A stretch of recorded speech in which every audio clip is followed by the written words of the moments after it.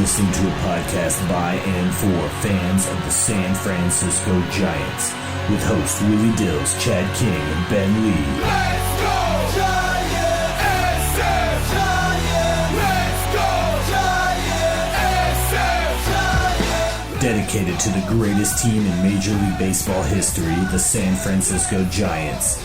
This is Torture Cast.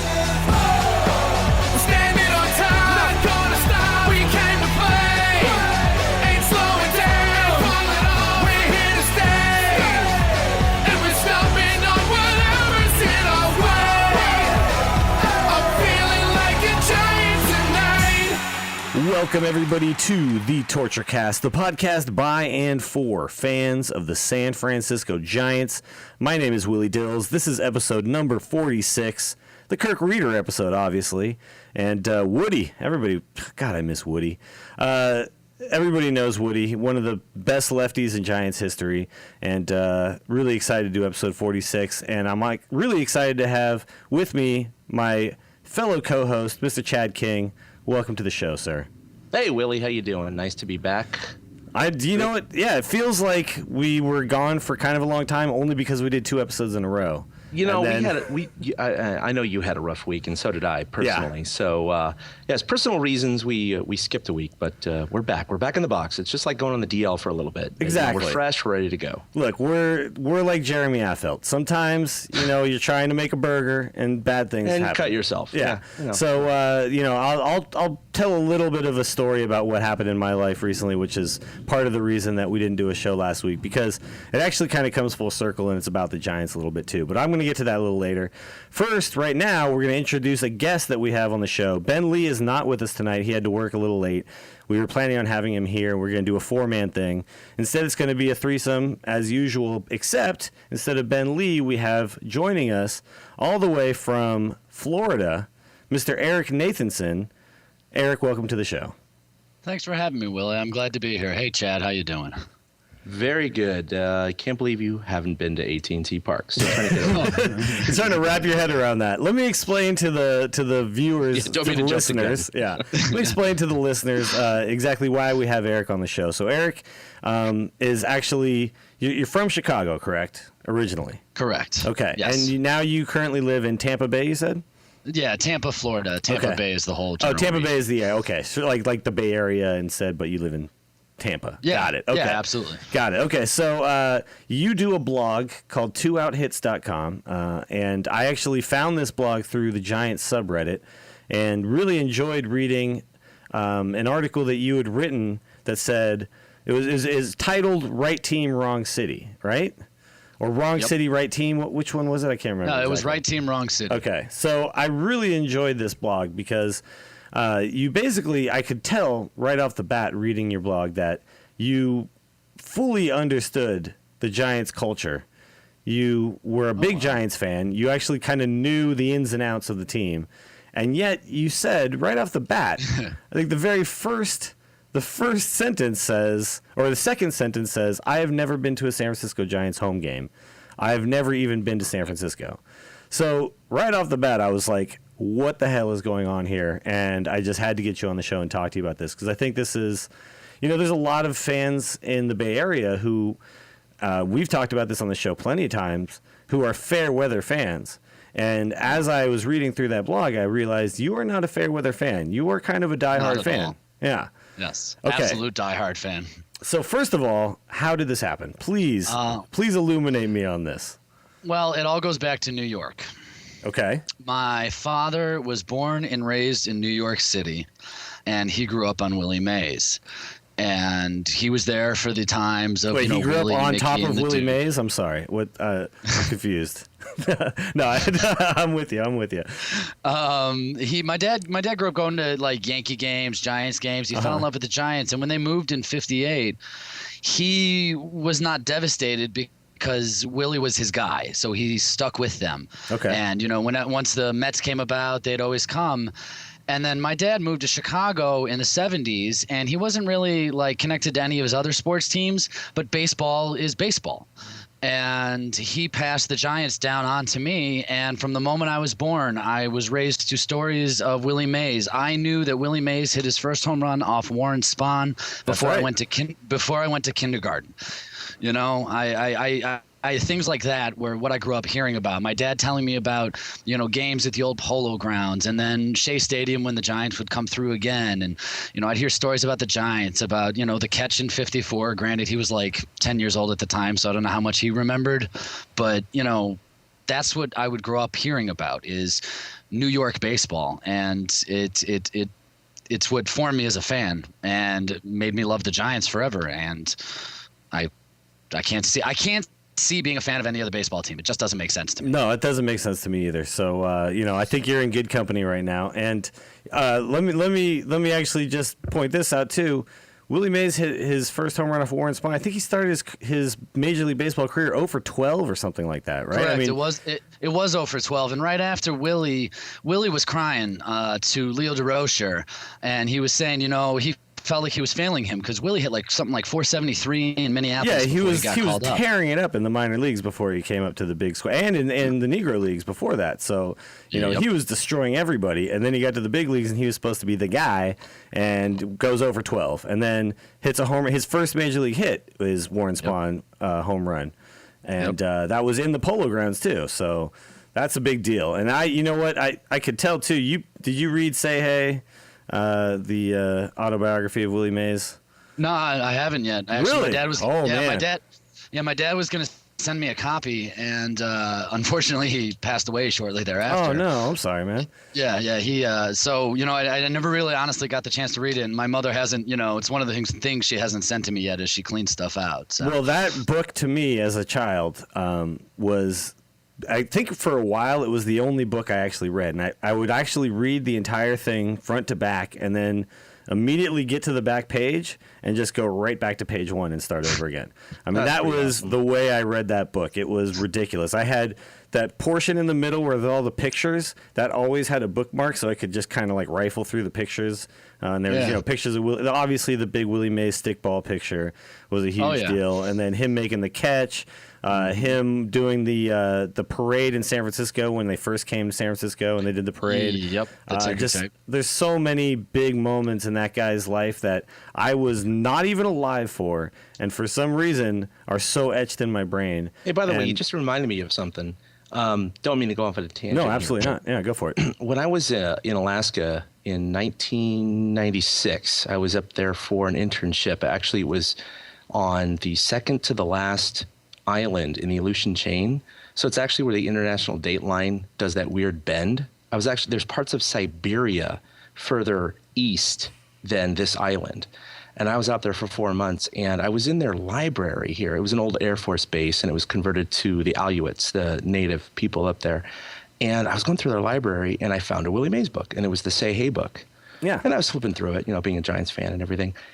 And on the front page, right when I opened it up, it said to, and I can't remember the name, it says to something, you know, have a good day or whatever, Willie Mays. And it was signed. Wow. Really? And wow. To this day, I have the book, and to this day, I have never gotten it authenticated. So I have a Willie Mays autograph. I have a Willie Mays autograph. I don't know if it's actually his autograph or not. I would assume it is, because why would it be in the library? Why would Does it look like a 4? Let's compare. Yeah, it does. Let's compare. Willie's W looks like a 4. Yeah. My father collected so much stuff. My dad has a bat signed by the entire 1951 National League champion Giants team from the shot heard around the world team. Yeah, his whole basement, and it's still like that. So obviously this is pretty much all right. Well, I'm going to have to bust out this book because I haven't pulled it out in like bust this out. Let's authenticate this bad boy. And try to authenticate this between the 3 of us. Okay. We'll make it happen. I have I have a Willie Mays autograph on a whatchamacallit, a program from just a random Giants game in like 1957 or something like that. Like some random. It wasn't SF Giants. It was New York Giants. And my uncle my stepdad is the guy who actually did this. He was really tall. He's like 6'4", and everybody was trying to get Willie to sign stuff. And he reached out, and since he was able to put the program in front of his face, Willie grabbed it, signed it, and handed it back to him. So basically, there was no interaction between the two, but it was just one of those situations where he's just signing whatever gets put in front of him. And my 6'4" stepdad got it in front of him, gave it to me. It's framed. It's beautiful. Yeah, it's one of the only times I've ever, the only time I've ever stolen a library book. So yeah, I would steal the hell out of that thing, dude. Oh, hells yeah. So, Yeah. I figured they haven't contacted me in. I stole Bags' book after okay. the 2010 season. Oh, yeah? Oh, yeah, from the library because I was Nice. moving The and I didn't get a Misfits? chance to. Yes, I did. I didn't get a chance to Nice. return it. So I stole Bags. An accident. Awesome. So you grew up as a Giants fan based on your father's love of the Giants, and clearly he has, he must have had a deep love for the Giants. So when he passes that on to you, what year do you kind of remember starting 87. to? So when was this? 87. 87. No Okay, so 87. That's the year we go to the playoffs. We play the Cardinals, and we lose. Right. So that's your introduction to the Giants. A successful Giants team, then. Yeah, absolutely. Well, I think that had to be part of what helped hook me on the Giants for him, and then I became the go-between between the television in one room to the people in the other room who were having a dinner party during Game 7 of that series, and so I fell in love and lived or died with every pitch. That Jeffrey Leonard was the first guy I knew. Yeah. he Okay. was the first guy I knew. I can dig after that. the 89 team. Yeah, the 89 team obviously is a huge deal for any Giants fan. But so that means Will Clark is there. You got Robbie Thompson, Yes. Jeffrey Leonard. Yeah, you got Darren Lewis playing center field, I think, at the time. Yeah, absolutely. It was a little before Marvin Bernard. But it was like Willie McGee was there towards the end of the 80s, wasn't he? Yeah, he came, I think, actually. Early 90s. He was I on think. the Cardinals team in 87. So he was actually yeah, against the Giants in 87. Kenny Maldonado. Yeah, Kenny Robbie Maldonado. Thompson. Thank you. Rick Russell. You got Big Daddy. Rick Russell was a patient of my father's. No way. All right. So you swear to got God, Atlee just keep coming Hammaker, here. Scott Garrelts. it'll never end. Yeah. Okay. All right. So this is my heyday too. This is when I became a huge Giants fan. I mean, I can actually remember even as far back as like say 83, 84, but that was when I was 3 years old, 4 years old. So to me at the time, it was kind of a gist of the Giants. It wasn't. I don't have specific memories of like Chris Spire making a play at shortstop. I don't have like those particular memories, but I have kind of a memory of being a little kid wearing a Giants jersey, I used to wear a batting helmet when I'd watch the games and stuff. And I kind of remember that, and then, but I think it was around 86, 87, obviously 89 when I really kind of solidified that I knew everybody. I had their baseball cards. I was fully into it. So we're of the same era. And Chad, you're around that time too, right? I mean, that's. Yeah, a few years older than you guys. I'm going to turn 40 this year, but 80, 82, I remember that really well. Of course, 84, the 100 loss season, all that. So yeah, my first recollection is the late 70s. So you remember like Candlestick was Darrell Evans and Jack Clark? Oh yeah, right? Jack Clark Okay. was huge Okay. before Will. Yeah, Okay. when I was a kid, I thought Jack Clark was the man. He was the man. I mean, he still is the man. All right, so Eric, favorite Giant when you were growing up? I mean, we know Willie Mays, but when you Robbie started, Thompson. Robbie Thompson. Good call, buddy. Very Robbie nice. Thompson. All right, I can dig that. Best two-hitter in baseball at the time, I think. I agree. I was a two-hitter who played second base, so it was natural. Nice. Beautiful. Chad, don't you play second base? I do. I play second and third. All right. Well, there you go. So, and actually, I played a lot of second base, but I like to pitch more. But that's beautiful. Robbie Thompson, great pick. For me, it was Will Clark. I think, Chad, for you, it was Will Clark as well, right? Oh yeah, Will Clark all the way. Yeah, Will Clark all the way. All right. So now, describe a little bit before the internet, was how it is now. What it was like to follow the San Francisco Giants while you are not only not living in San Francisco, because I know a lot of people from Fresno, San Jose, Los Angeles, San Diego, who are Giants fans. You live on the opposite side of the country. What was it like to follow the Giants before you had Twitter, the MLB.TV app, all that stuff? What was that like? Well, it was tiring as I got older because I could stay up for the late games, but it was frustrating because I could not go to school in the morning knowing whether or not the Giants had won the night before, because sometimes the games were not included.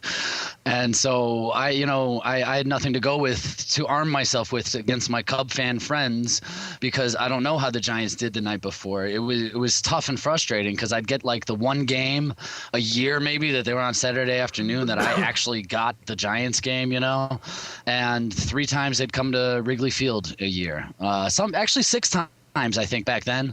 But I'd be lucky to get to, if I could get to the whole series, I would. If not, 1 or 2 games, with Dad, we tried to work around it, but it was difficult, because everything I knew was from what I read. Yeah, it was not from anything that I visually saw. So you weren't watching this on TV, actually. So you didn't see the guys. You didn't know exactly what they looked like necessarily, right. except for maybe baseball cards, pictures out of the newspaper. Uh-huh. So okay, what about radio? Was there any way to get the radio broadcasts at all? I mean, no. Wow, No, that's so frustrating. Yes. All I could do was Cubs games when they played the Cubs. And so when the Cubs were on the West Coast, then, here I am at 9 years old with the radio on at 1 a.m. listening to the end of the game. Wow. Okay, so I gotta give you first major props on if you talk about Die Hard, like just watching the Giants be losing for a while. Talk about watching the Giants be a losing team and then not even be able to watch it. I got to give you credit as maybe one of the most diehard fans I know. So that's pretty cool, and that's tons of credit goes out to you. Thanks. But I was just really curious about how that actually went down. But okay, so real quick before we get on to this next thing, where we're actually going to test you a little bit, we want to give you a chance to tell everybody about your blog and maybe what got you started doing that. We want to let everybody know who listens to this show. You guys should really check this thing out. So where can they find it, and what's the kind of the deal with this blog? Okay. I started a blog. It's called 2outhits.com. I shouldn't say started anymore. It's been going for a little bit. It's the number 2outhits.com. My dad's favorite phrase to me growing up was 2 out hits are the key to life. And I fully agree with that. And so I named it 2 out hits for him. I write about the Giants basically because that's what's inspired me to write. I love baseball. It is the most romantic game in the world. And I feel that my blog portrays that with my writing style, because I don't give like game recaps or anything like that. I try to look a little more in depth or see what the personal touches are or something like that, and how the team, affects people and, what they mean in life more so than what they mean, just stat wise. Sure. And that's more the way I write. That's my style. 2 out hits came from my father. I didn't really feel like writing until I had honestly finished grieving for my father. He died right before last season. Oh, wow. Okay. Yeah. So, but he made it to 2010 then. Yes, he made it to 2010. Beautiful. Yes, he made it to 2010. That's fantastic. You have no idea the smile that brings to my face. I agree. Yes. And he. No, go ahead. Go ahead. Sorry. Well, I was gonna say he missed 2012, but like me starting to write the blog at the end of 2012 was finally saying, okay, I have a voice, that I'd love to share with other people because, all this was taught to me. So if somebody can learn something new from any of my blog posts, I love that.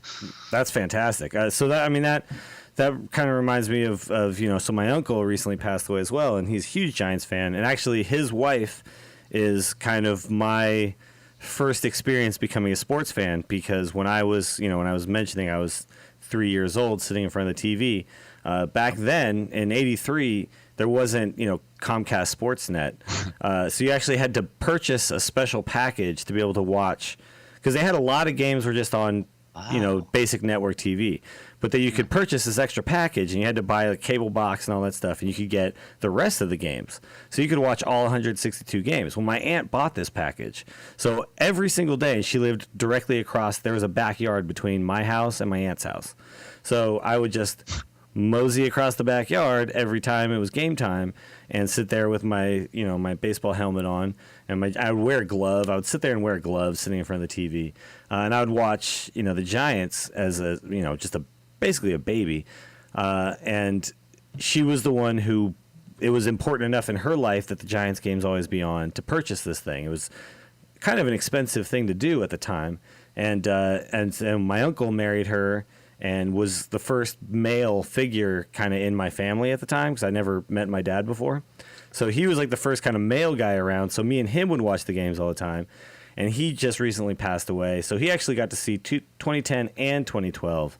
And we were really, really hoping that the Niners would win the Super Bowl one more time, because we all watched. It was on my birthday and stuff like that. But, I mean, that type of legacy, like when, you know, fathers pass it on to their sons and get to see their son become the fully fledged fan that they were, you know, and then you get to share that with them the whole life. I think that's one of the greatest things, especially about the game of baseball, because baseball has so much downtime in it that you really, when you're watching a game, there's really time for deep conversation. And this isn't true with football, basketball, any other major, especially not hockey, but any other major sport where you just kind of have that really sitting around talking with your buddies, talking with your son, your father, whatever it might be.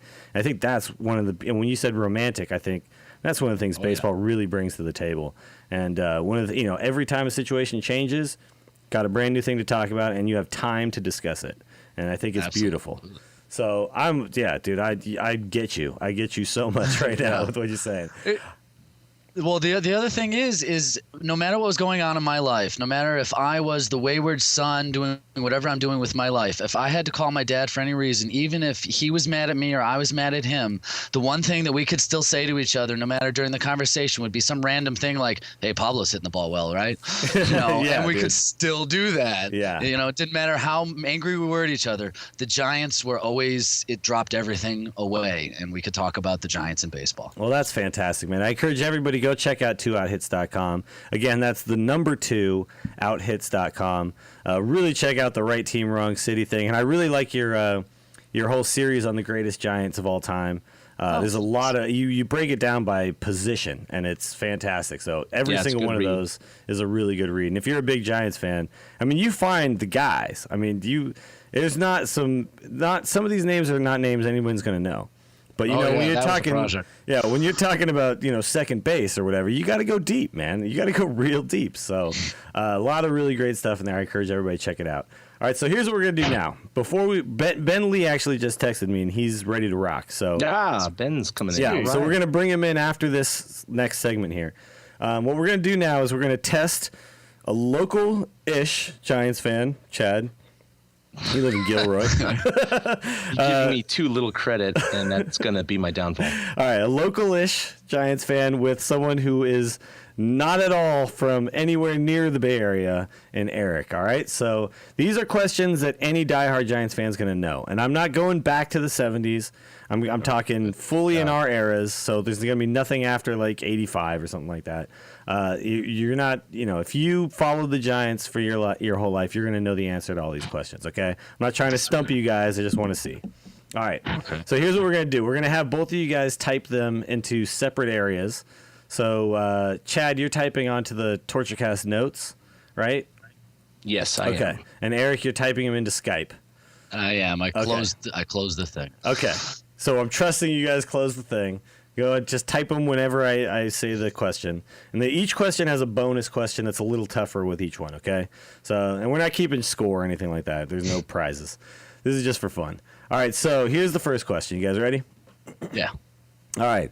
Will Clark got his first hit off of who, and what kind of hit was it? How many at-bats had he had in the big leagues? All right, and there's a bonus. And you guys are already typing away really quick because you know the answer, obviously. All right, bonus question. What team did he retire with? What team did Will Clark retire with? All right. Oh, wow. So, right off the bat, both of you guys nailed the question absolutely. I mean, neither of you guys even hesitated starting to type that. So, obviously, Will Clark got his first hit off of Nolan Ryan and first at bat. And it was a home run, and it was in the Astrodome. Oh, that's the part I forgot. So the team he retired on, though, Chad got this right, the Cardinals. He retired after the playoffs when he actually tore it up in the playoffs with the Cardinals. And you actually, Eric, were very close. Baltimore he was on the Orioles right before the Cardinals. He actually got traded to the Cardinals. And then he retired immediately after that season, and he actually said it got during to the see, playoffs. Will Clark in an Oriole uniform in 1995. I was at Camden Yards, saw the Texas Rangers come to Camden. So that was the really team he weird played with seeing right my before that too. That's childhood what I thought hero. of. Yeah. So yeah, he went Giants, Rangers, then briefly Baltimore, and then the Cardinals, and that was actually really brief as well. But Wow, he had a killer season that year. no, with the he Cardinals, destroyed too. it, and he said it during the playoff run. He said, as he was hitting like During the 400, playoffs. he Yeah. said, "I'm retiring after this, no matter what." Yeah, I think that was like 2000, and he was like, "I'm done," and I was like, Yeah. "No, one Yeah, more I year." was so mad about that. I know. All right, here we go. Next question. You guys ready? So both of you guys clearly passed that question. I mean, I'm sorry. Both of you guys, obviously, Giants fans. All right, here we go. Who was leading the major leagues in home runs in 1994 when a strike hit baseball? All right, and now here's the tougher bonus question. I might have. The tougher bonus question is, how many home runs did he have at the time? Okay, both of you guys are wrong about how many home runs he had. Could have sworn. Shucks. I seriously thought that was it. You guys both overshot it by actually quite a bit. I think it's because we all think back and we were like, he was going to break Babe, or sorry, it wasn't even Babe Yeah. Ruth. It was Roger Maris, but Roger yeah, Maris. he was going to break Roger Maris's record. Was it 42 then? So no, he was Matt Williams. Obviously, he had Yeah. 43 home runs. 43. Okay. And See, I Ken said Griffey 49, had and 40. And then you said that, and I was like, it's 43. Yeah, Or Ken 42. Griffey Jr. had 40 that year, actually. Yeah. So there was a lot of talk about that was the year that that record was going to go down one And the way or Expos the were other. going to win it all that year. And the Expos were like on a tear, and then pretty soon they were done. And actually, who was the manager of the Expos at the time? Anybody remember that? I think that was Philippe. Yeah, I Felipe think it was- Alou. That's right. All right, so next question. What pitcher lost an arm after a miraculous comeback from cancer in 1989? I'm pretty sure both of you guys know this one immediately. Okay, bonus. Who was hitting when he collapsed on the mound? Oh, wow. Yeah, I know that this is Will a Clark tough one. Will Clark was the first one over to him after his arm snapped, but I don't even know who they were was playing. in Montreal. It was in I know- Montreal, yes. It was in Montreal, but I have no Who was idea. the big guy for Montreal at the time? Was this 1989? This was 89, yes. I only remember this because I used to have that video of the Giants A's thing and I watched it, hundreds of times. It was a VHS tape, and it was Right. the 89 World Series video. So it was like, they did half the video on the Giants season and half the video on the A's season and the World Series. So I saw this replay so many times. Was it Rock Raines? Oh my God. Eric wins Tim Raines. a gold Tim star. Raines. Yeah, Good Rock job, yeah. Raines, dude. Very good call. All right, job. so both of you guys got Dave Dravecki, obviously. Very easy question. All right, here we go. Next question. In 1993, the Giants won 103 games but did not make the playoffs because another team that should never have been in the NL West won 104 games. What was that team? All right. What a blown lead that year. I know, Oh, right? man. Okay, here we go. I was at Candlestick Park watching the 49ers beat the Minnesota Vikings on that final day of the season, and Niners were whooping the Vikings, and I was watching the Giants game on TV and just was crying. Okay, Crying into well my- then you are going to know the bonus question. Who pitched the last game of the season for the Giants when we lost 12-1 against the Dodgers? I didn't spell it right. Well, you don't have to spell it right. All right, both of you guys blew this one out of the water. It was the Atlanta Braves, who won 104 games. What was it? McGriff was on that team. I mean, they were just stacked. Yeah, he's dude. the They one were who was so traded stacked. to Atlanta. Yeah, that was the- after Yeah, the he fire. came halfway through. That was I remember that. And then suddenly they were just so stacked, and we were stacked too. That was Bonds' first year, right, as a Giant. Yeah. So, He had 93 was just his signed the first. contract. but anyway, so we won 103 lot, and here, I don't know if you guys know about this too, but many people call that the last true pennant race. Oh, absolutely. It was. It was the last yeah. greatest pennant race that went down to the wire until game 162 of 2 years ago. I think that was the best finish we've had in years. Yeah, Well, and then I mean, they say that if it wasn't for that finish, when you have a 103 game winning team not make the playoffs, that was the final straw that broke the camel's back in terms of getting the wild card in. Yeah, because actually, I heard that too because they the were Phillies, talking about it. Won it that year with 96 or 97 wins. Yeah. And, they were against the Blue Jays in the World Series. And it was just like, wait. The Giants were 103. So hold on. The Giants aren't in the playoffs with 103 wins. It's like, we got to fix something here because that ain't right. Yeah. But that was. Braves hat. I had to wear a Braves hat for 2 weeks because I lost a bet with a guy. Because that's awful. I mean, the Giants had such a huge lead down the stretch. No way they're going to lose this lead. No way they're going to lose this lead. And then Dusty Baker strikes for the first time. And that was actually Dusty Baker's first year as manager too, wasn't it? Yeah. So I mean, there was a lot of things that came together right then and there, and you got to look back on that and say, not only was that the huge collapse, but that was one of the biggest blows as a Giants fan by the Dodgers in the entire history of the rivalry. I mean, we've had a lot. But to have the Dodgers be the ones who kill us 12-1 in that last game like that, and just crush our spirits. Well, they had won the first 3 games of that 4-game series. And they ended up losing number 4 because Atlanta. Well, actually, Colorado. That was their first year in the league. It was expansion. And they had lost all 12 games versus the Braves that year. And it was like, come on, Rockies, you couldn't win 1 out of 12. Dude, they could not. They had the stupid expansion draft. They were the worst team by far. Couldn't come through for us just yet, apparently. Yeah, exactly. All right, so here's the next question. I got, I think, 2 more here. Who started Game 6 and Game 7? This is 2 different people, obviously. Who started Game 6 and Game 7 for the Giants in 2002 World Series against the Angels? Bonus question. So I want both pitchers. Bonus question. What animal that is actually awesome is now terrible because of that World Series? All right. I'm going to let you guys give me your first part answers. Chad's struggling on Game 6. Are you really struggling on Game 6 right now? I'm just blanking on the name because he handed him a game ball. Yeah. Excellent. You know who I'm talking about, but... No, I know who it all is. Burned in my mind forever. It's him handing him that game ball. Do you understand? This is obviously repression of a horrible memory because, I have Dusty Baker going out and giving him the game ball in the 7th inning. Obviously, I'm just blanking on the name because... That's all right. Give us the bonus answer because we know you know who this is. We've talked about it on the show. Sorry, so what was the bonus? Bonus question is what animal that is actually awesome is now terrible because of that series? Oh, the rally monkey. All right. So Eric nailed it. Chad, I'm afraid you even got Game 7 wrong. I don't know how that happened, but it's actually Woody. Did you say Woody? Ortiz and Levon. He did say Woody. Fernandez, right? Yeah, he did say Woody, although we all wish Woody had started. No. That was the whole argument. Yeah. Yep.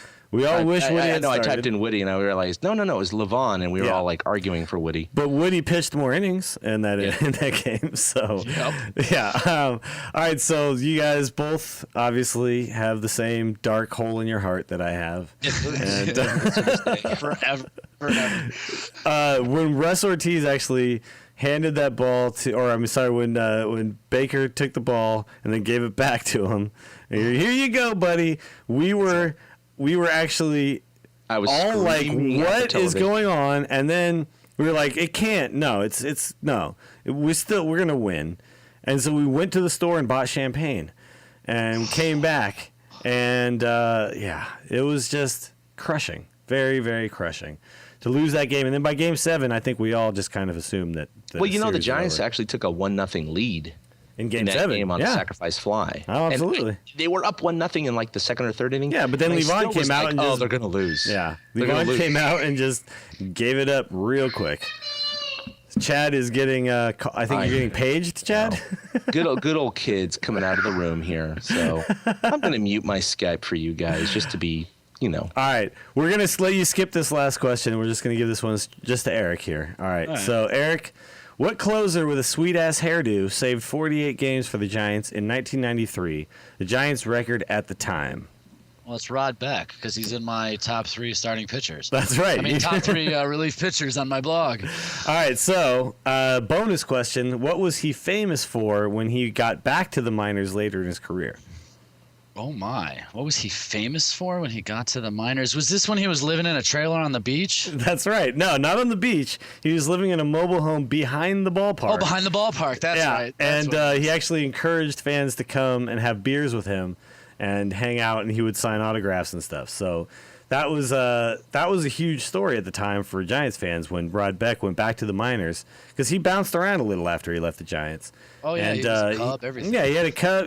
When he was on the Cubs team, he's actually still fairly decent. And then eventually he just, he didn't ever have a blazing fastball, but he had a decent fastball and he could back it up with a lot of other pitches. So once he lost that fastball, it was real tough for him to still get guys out. So. He wasn't shooter anymore. No, he was not shooter anymore. That's for damn sure. He was not shooter anymore. That's for damn I was sure. going to say, since Chad stepped away, can I mention that I am coming to San Francisco, or do you want me to hang on for a second until everybody gets on? No, please. What's going on? Why are you coming? I'm coming to San Francisco in the end of August for the first time because we are scattering my dad's ashes at McCovey Cove. Oh, my God. Yeah. That is amazing. Yeah, so it'll be my first time ever going to see a Giants game. He's been to AT&T. My mother and him took a trip a few years back, but this is where he wanted his ashes scattered, and quite honestly, it's where I would want mine. And so we're going to, do his last final wish, and as a family, we're going to, travel to San Francisco and go out on McCovey Cove on, I believe it's Monday, the 25th of August. No. Monday, the 26th of August, we're doing it. So the first time I'll ever see a game is either August 24th or August 25th against Pittsburgh. Oh, I'll fantastic. be in town that weekend. Yeah. Well, I don't want to impose, but I would love to hang out with you while you're here and hang out and watch a game for sure.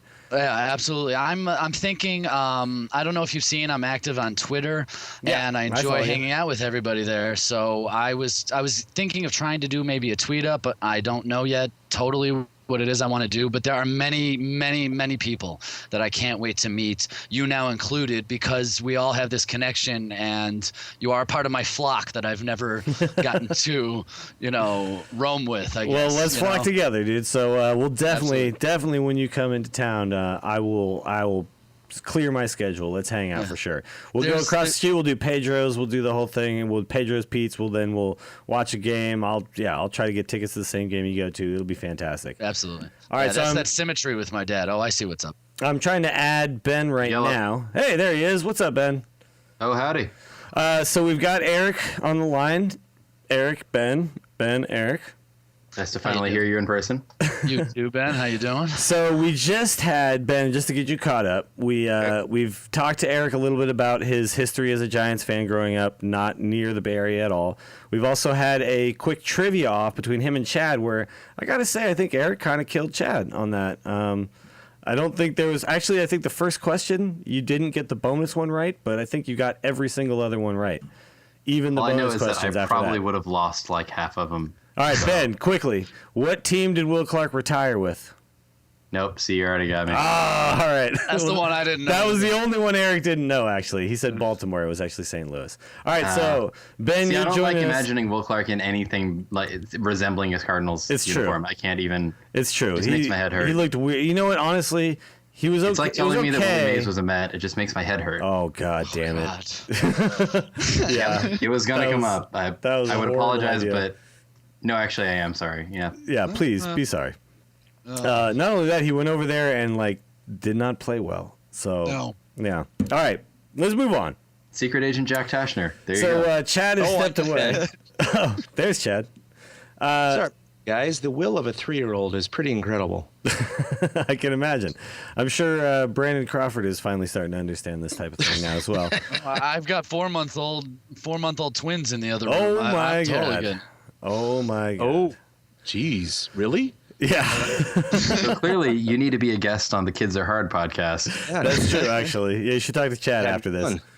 All right, so let's move on. Let's start talking about this current Giants team because I really want to get into what's going on. Well, I don't really want to get into what's going on right now, although we did just win. Yes. Finally. I'm okay getting into that.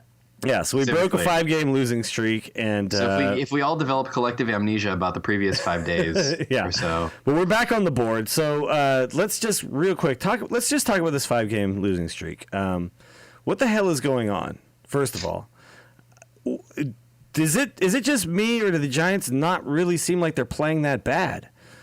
Are we?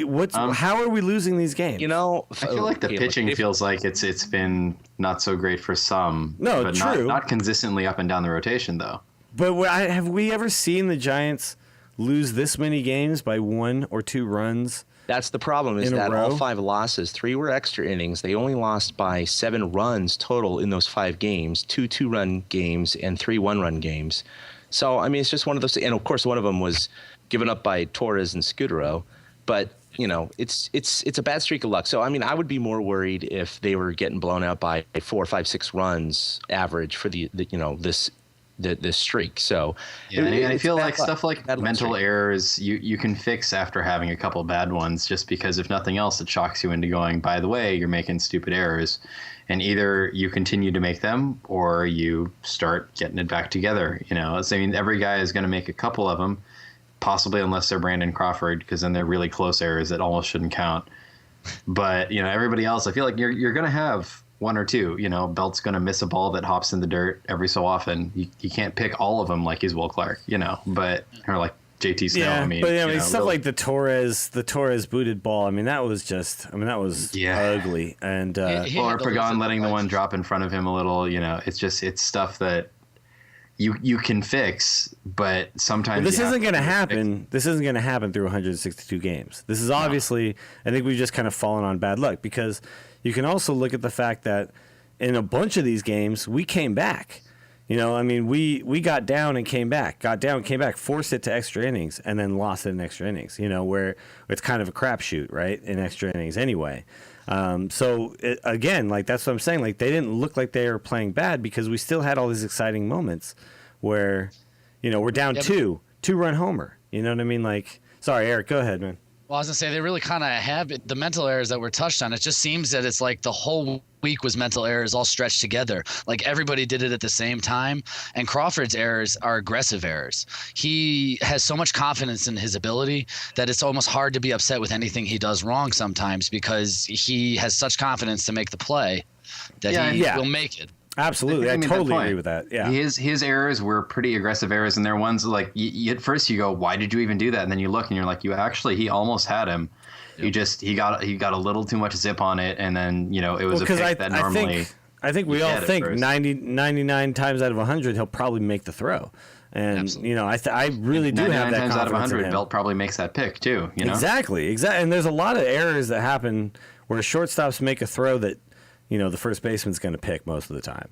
But who do you give the error to, honestly? When the throw's in the dirt, you got to give it to the shortstop, right? So, agreed. But I mean, the thing is, I do think as Giants fans who've been watching this team for, you know, all of last year, which is basically the same teams we got this year, but all of last year and then this stretch, or before this stretch, I mean, I don't think any of us are necessarily really worried yet, because these 5 games they seemed like an anomaly, right? Like, they felt kind of like, well, something weird happened every single one of those games. It wasn't like we got blown out.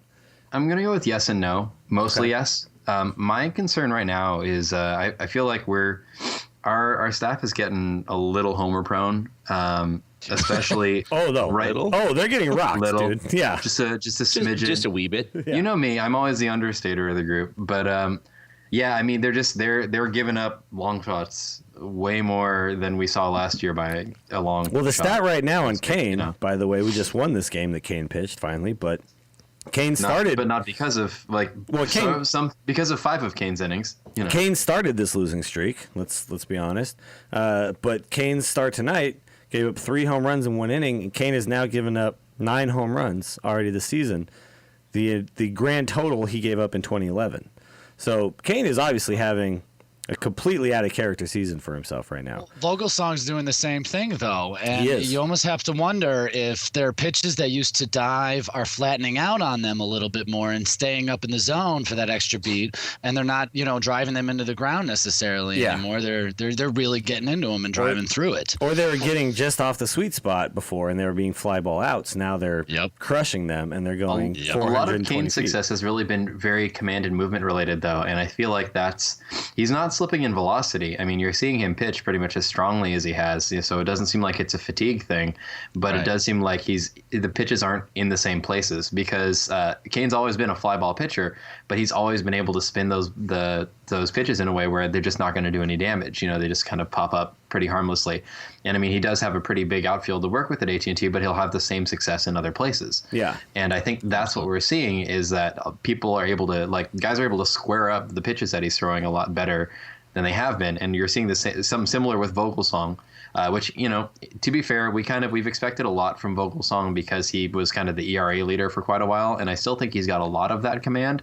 But I think that there's a reason that he keeps getting put in as the fifth starter. And it's because, what we should be expecting is a highly talented, strong command guy that's occasionally going to have a stinker. And I think absolutely. That with Vogelsong, the issue is that it's starting off the season like that for Vogelsong, and after a couple strong outings, it's starting off the season like that for Kane. So in a way, the stats look way worse than if he'd pitched, scoreless ball like 2-3 months and then had a stinker in, say, July.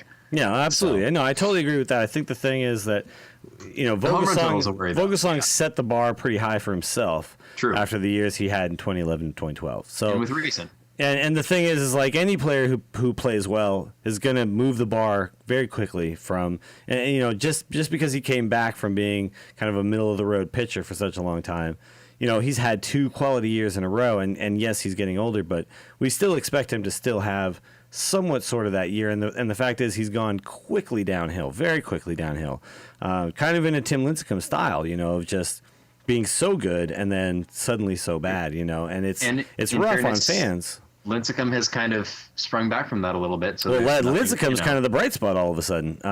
Suddenly we take Sanchez out of the catcher spot, and Lincecum pulls it back together. I mean, the game we lost 2-1, and Lincecum pitched very well that game. That was a cold bat game. The offense lost that game, not Lincecum. So, and then also Matt Cain lost that first game. He pitched 6 innings, gave up 3 earned runs. It wasn't terrible. He gave a 1 home run. It wasn't terrible. There's been a couple of decent, there's been a couple of decent outings within this 5-game losing streak. So it's not like we can just pin it on one thing or another. It just seems like the games where the pitching was good, the offense was bad. The games where the pitching was bad, the offense was good. So we just haven't been able to put it all together in 5 games. And then tonight, you see, Kane has a bad outing. The games where the offense was bad, Brandon Belt and Brandon Crawford were good. But everybody else comes through. So, this is why I'm saying I'm not totally worried about the Giants right now, because it was an anomaly.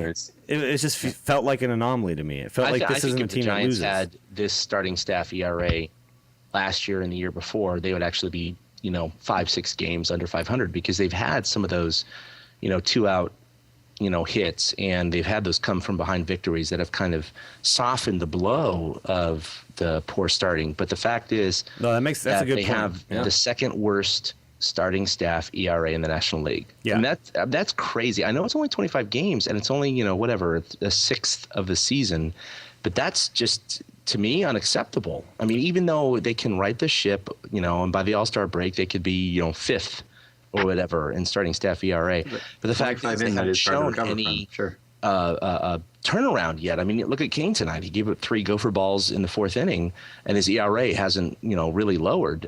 They're just above San Diego. And Vogelsong, of course, is very concerning because he had the horrible last 2 months of last year. He had an excellent postseason. We all know that. I don't know if it was a mental thing or luck or whatever, but then you have that continuation of the regular season this year. And I wrote that article today, actually, just hours before the game today. And it's just, his ERA is over 6. He's given up, just an amazing amount of home runs right now. He has 7 given up.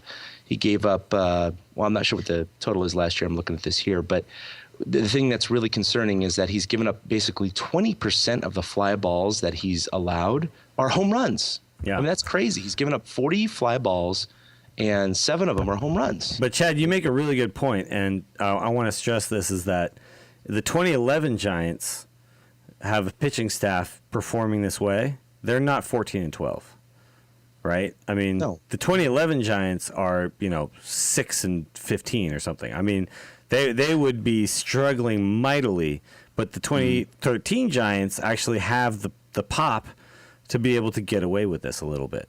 So they're also guys are able to pick each other up and cover up a lot more mistakes than they could So before. there's also a little bit of good feeling behind the fact that we can lose 5 in a row. We're a game and a half back. We're still a winning ball club over, almost what I think. Eric, did you post this that it was 10% of the season is over now, right? Yeah. So obviously 10% of the season too. That's a very small sample size. You know what I mean? but still. Yeah, I mean, after the weekend, it's 20. Yeah. Vogelsong, one thing I looked into, I didn't look into location. I want to look into that a little bit more, but one thing, and it's early in the season, it's only 5 starts, but so far his fastball has been about 1.4 miles an hour slower than all of last year. But his changeup, ironically, is actually slightly faster than last year by 0.4 miles an hour.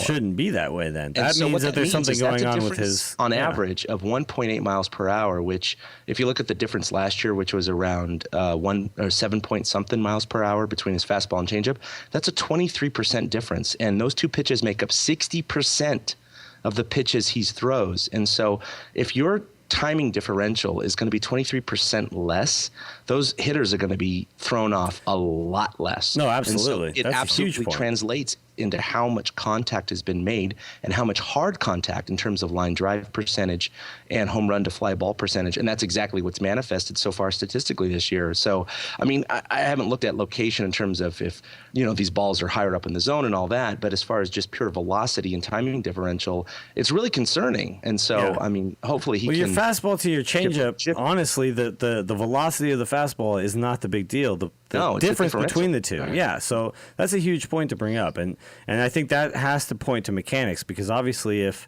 the changeup is faster and the fastball is slower, then you don't have the same arm action with both. You're throwing them differently than each other. And you're supposed to throw with the same arm action when you throw those two pitches. So there's something going on, and God knows all of us Giants fans have faith in Dave Righetti, right? Like, Dave Righetti will notice this and pick up on this.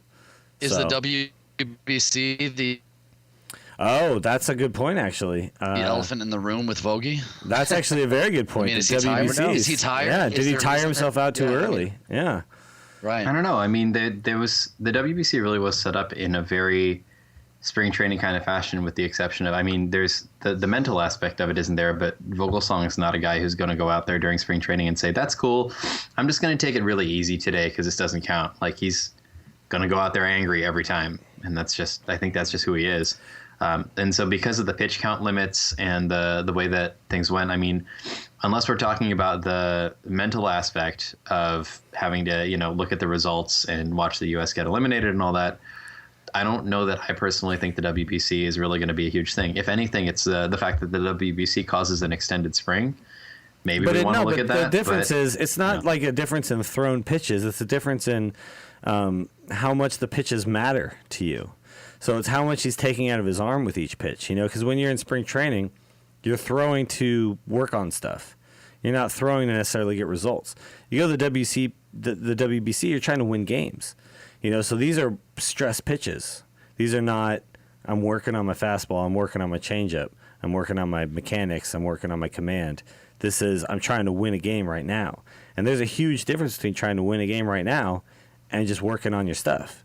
So I do think that there's something to be said for this could have taken something out of his arm that he hasn't ever in his career up to this point had a situation where he had this much taken out of his arm before the season started. So I do think that there's some validity to that, but I do understand what you're saying. Like, it's not necessarily like he suddenly threw more pitches, but there is a huge difference between, like, say, a guy on second and third and nobody out and, 2 outs and nobody on. There's a huge difference in the stress you put on your arm in those two situations. And that's a little bit comparable, I think, like WBC to spring training.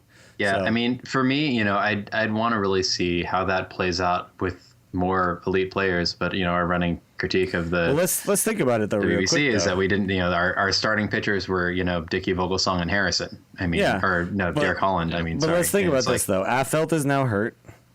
Affeldt was in the WBCs, right? Affeldt gets hurt once a season. So. All right. Yeah. Lopez never in gets fairness, used there's anyway. Some kids and cuts himself Yeah. with burger. Lopez never gets used anyway, so whatever. Pablo's had a got couple hurt of quick before, stints. so. Pablo's had a couple of quick stints, like I'm a little bit rough right now, especially right at the beginning of the season. There is something to be said about this, I think. I don't think this is something you sweep under the rug. Battling back problems, didn't end up playing. I mean, it's you're going to see that up and down the lineup. I think we can agree that the WBC, yeah, you're right. It's definitely going to put a little bit more stress on guys, but I think that this far into the season right now, it's too easy to set up a confirmation bias for that kind of thing and say like, well, hey, Pablo's hurt. It's got to be related to the WBC. But what about this, though? Shouldn't they do the WBC not during spring training? Shouldn't it be like the same way winter ball is? Well, that's the question, though. Like, where else do you put it? Winter ball. You can't. How are the teams going to be happy that you send somebody to the WBC? Like, so much of this hinges on it working with MLB, and that's what's really hampered a lot of the World Baseball Classic. Like, if you look at the way that like international soccer plays out, international soccer has that sense of like legitimacy because it's been around longer. The WBC, you got to work with MLB on everything because there's only one league. It's not like you're pulling from all over the world. There's one league that sort of gets treated like the cream of the crop. And so what happens is these guys are, there are teams that can't send players because the team will try and block the player from going to the WBC. Players get encouraged not to go to the WBC. The reason that they do it during spring training is because teams are saying, okay, cool, that's when we'd have that guy playing anyway. So if you're going to do it, we acknowledge that this is something that is going to start happening. You have to do it during spring training. I guess. And that, I still think though.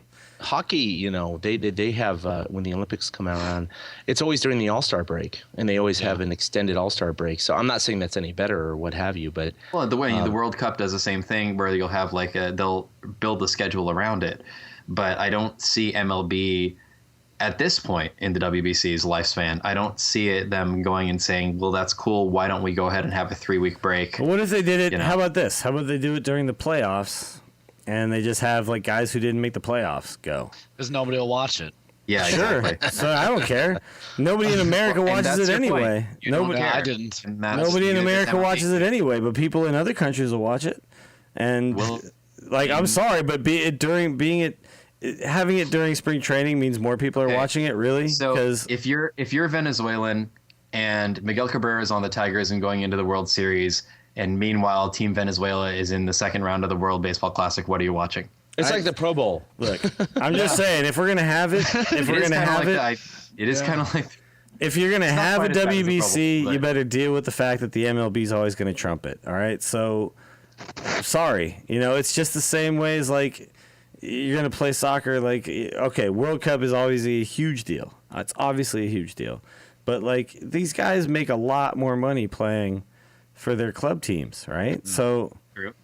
I don't know. I just think there's always going to be a conflict of interest here. So we can't get a perfect situation, right? So let's just make it less imperfect. That's all I'm saying. Or just don't make it at all, because logistically with baseball, it's just so difficult. I know. Baseball takes a lot out of you. Yeah, it takes a lot out of you, and it's a long season. Playing every day in baseball, it changes the way that you can do something like this a lot, because the way that it's built right now, it does seem like they're trying to use FIFA as kind of a model for that, and you can't. Yeah, you can't just take everything and turn it into the same thing. Like, you can't say, I think baseball that should be like there was a lot of soccer, improvement on that this year, I think. But at the same time, you have to figure out a way to make it work, and they've been trying that a couple of years now. Let's have the World Football Classic while we're at it. Let's take all these guys. We'll send them out. They did the World Football Challenge. You missed it.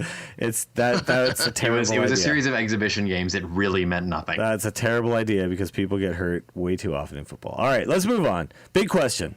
Vogelsong, Kane. Can they right the ship? What's going on with these guys? We actually talked a lot about this. Do we need to talk about this more? I'm just thinking about it. We've talked about both these guys for a time. Kane was bad tonight. Kane was very bad tonight. Kane he's a veteran. I mean, he should be able to right the ship. It's 6 starts. They finally won during one of his starts, which of course it wasn't a credit to him. Well, it took 6 runs to do it. Yeah, exactly. That's what I mean. But they're 1-5 in Kane starts. But I'm not actually as worried about Kane, even though his stats are actually worse than Vogelsong. It's Vogelsong because he's the journeyman. He's the guy who's been inconsistent during his entire Kane also career up until the last 2 or 3 years. And so I just hope, I just love Vogie. I don't want to see him, start this decline. So, it's only 5 starts, but I'm just hoping over the next 3 starts, he's just going to turn this around, and we're just going to kind of push this aside and be like, okay, it was just a little hiccup, no problem. Well, let's be honest though too. Do we have any other options besides these 5 guys? Surkamp's coming back from Tommy John's. Yeah, I don't think you're going to consider Surkamp an option. Eric, can you think of any guy that could step into a starting role right now?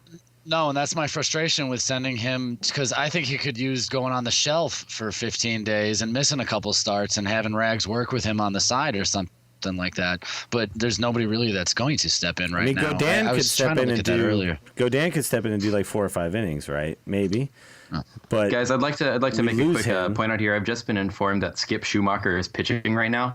What? I'm trying to verify this. Really? Are you serious? I'm trying to verify this right now. Considering that the long game that was going on before is over, there's another one now. I'm trying to look this up. Keep us posted on this for sure. Okay, Colorado is blowing out the Dodgers pretty badly right now. That could be one that's always exciting. That's good in the long run. Yeah. Okay, so Chad, who would you if feels pretty good in the short run if too. Vogel's song doesn't work out? Who is the guy? Do we have any guy? Is there any guy? No, there's we no don't have a guy. right? We don't have a guy right now. Yeah, that's the problem. So unless we pick some guy up, there's nobody. I mean, Runzler can't. I mean, Runzler could maybe come in and start, but I'm sorry, I don't see Runzler going 6 innings. I don't see that happening. And does anybody know about the guy we just brought up today? I'm sorry, I know very little about him. We brought somebody up today? Yeah, we did. Dario? Pitcher, yeah. Oh. Yeah, not a whole lot. I mean, the reason is because he was doing decently in AAA, and also importantly because we don't expect him to stick around that long. You know, once I don't think anybody Maharis gets back, he's probably going back down. Yeah, this is basically just because Maharis is on bereavement, so he's basically here for possibly as short as 3 days, because that's the maximum. Or the minimum. Right. You have to be gone for at least 3 days. But this kid who came up today, all I know is they showed him on TV carrying the bullpen bag.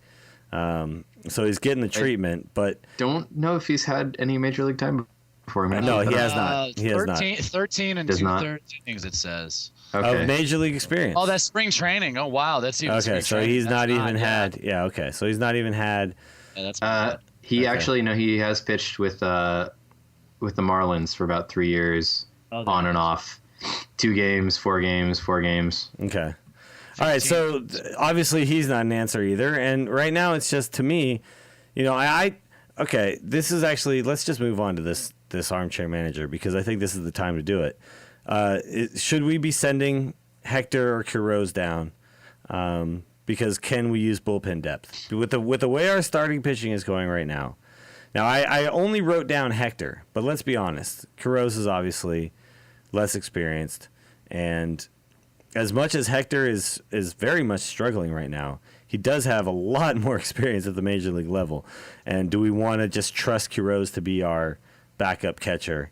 I'm sorry, did you just say that Quiroz is less experienced? Yeah.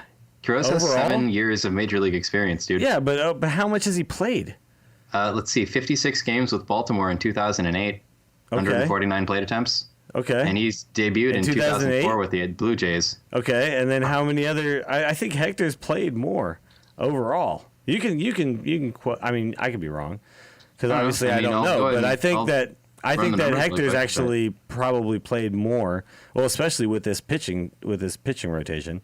But I just feel like we don't need 3 catches right now. We need another bullpen arm. Right? We didn't need 3 catchers 3 weeks ago. No. And Quiroz is not getting a lot of at bats. So why do we have 3 catchers right now when clearly our starters are struggling to get through 6 innings? Yeah, I mean, Hector has played more regularly at the major league level in the last 3 years, for sure. Like, especially in 2012, given how much he was being, he basically turned into a personal catcher half the time. Yeah. While they were letting Posey, get back into being an everyday player. But yeah, over that time, he's definitely played a lot more.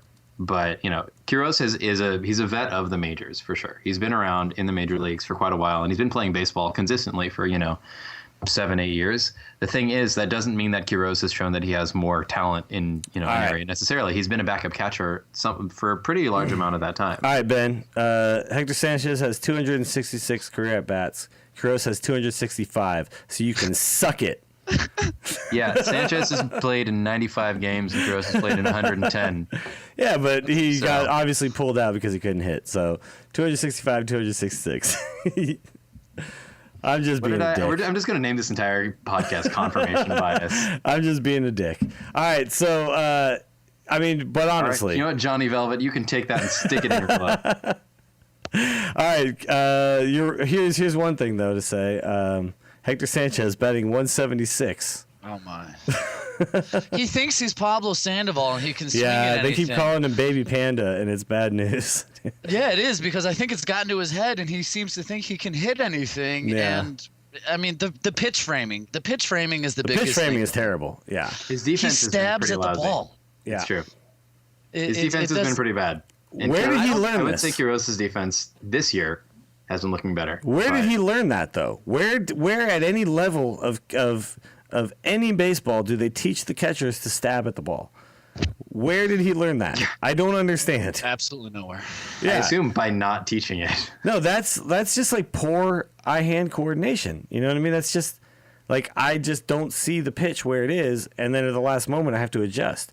That's all that is. You can teach a guy to frame, but you can't teach a guy to track it. No, absolutely not. And the thing is, you see Buster Posey catch these guys, and it's just so smooth. You know, it's like a curveball. Well, and just the way that he calls the pitches too, like you can tell the guys trust Posey a lot more. Yeah. In a lot of ways, like Sanchez is a more patient, but guys will shake him off more to get the sign they want, and so they're pitching the way they expect to pitch. And Posey tends to use the pitcher's abilities against the hitter in the sense that he'll change it up because he knows what the pitcher wants to throw, and he'll say nope.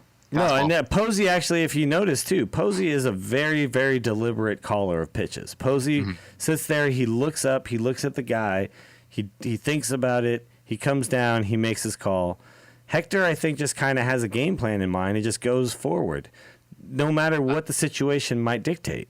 Are you sure he actually has a game plan in mind? I don't know. I mean, I think there is they must strategy talk involved because that's what's supposed to happen. They must talk before the game, but I think this is the problem: is he can't adjust as the game changes, right? Like he's not adjusting. Posey has a game plan in mind and adjusts that game plan based on what's happening in real think time. Defensively is the reason you send Sanchez down and keep Quiros. The problem with that is the bench shortens up by adding another pitcher, and we already don't have a fourth outfielder. No, it's true. I think that's why we're carrying the three catchers. Well, I don't think. outfielder. We've got Yeah, four that's what outfielders. yeah, absolutely. Yeah, That's yeah. what We got two platooning left. Our backup outfielder right now is like Brandon Belt. Yeah. Yeah. You I don't know know, how I and feel I about think that. that's why we're carrying three catchers right now is they don't trust anybody. They don't want to bring up like Gary Brown.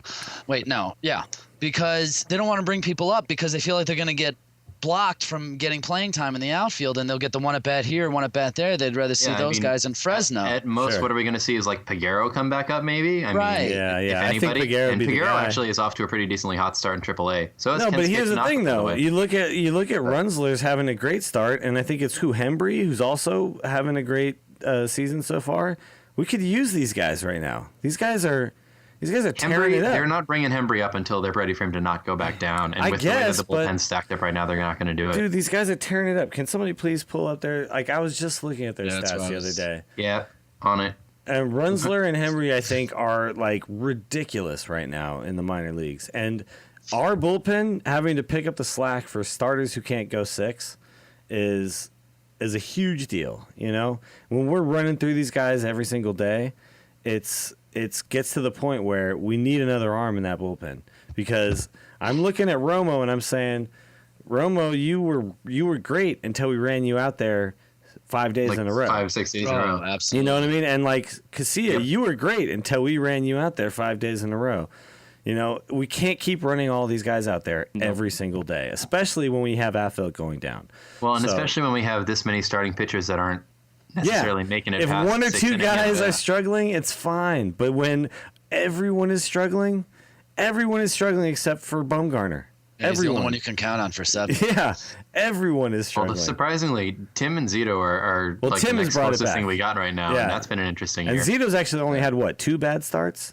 One bad Well, start? one of them was in Milwaukee. Zito No, never just- does well in Milwaukee. I'll grant just him that. one. But Just one one bad really start. bad Just start. one. Yeah, he was that's true. he was terrible in Milwaukee. But he's always That's true. All right, but here's the problem, though. We got 3 at Arizona, and then we're coming home. We're going to play the Dodgers. So we got 6 really big games. One of them is over right now, but 5 really big games that coming one, the up. starter only went 6, and that's already a point of concern, you know? Yeah, 5 really big games coming up against NL West competition.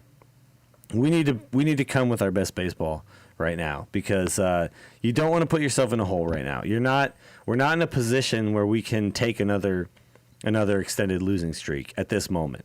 So we need to play good ball right now. So to me, I feel like it's time to maybe, when things are going well, you shake things up and you just see what happens. And shaking things up could be as easy as one guy goes down, one guy comes up. It really can be that simple. And I think Bruce Bochy and Brian Saban both know that. So I don't think we're going to see them not make a move and let it go all the way to, some dire straits. I don't think that's what's going to happen.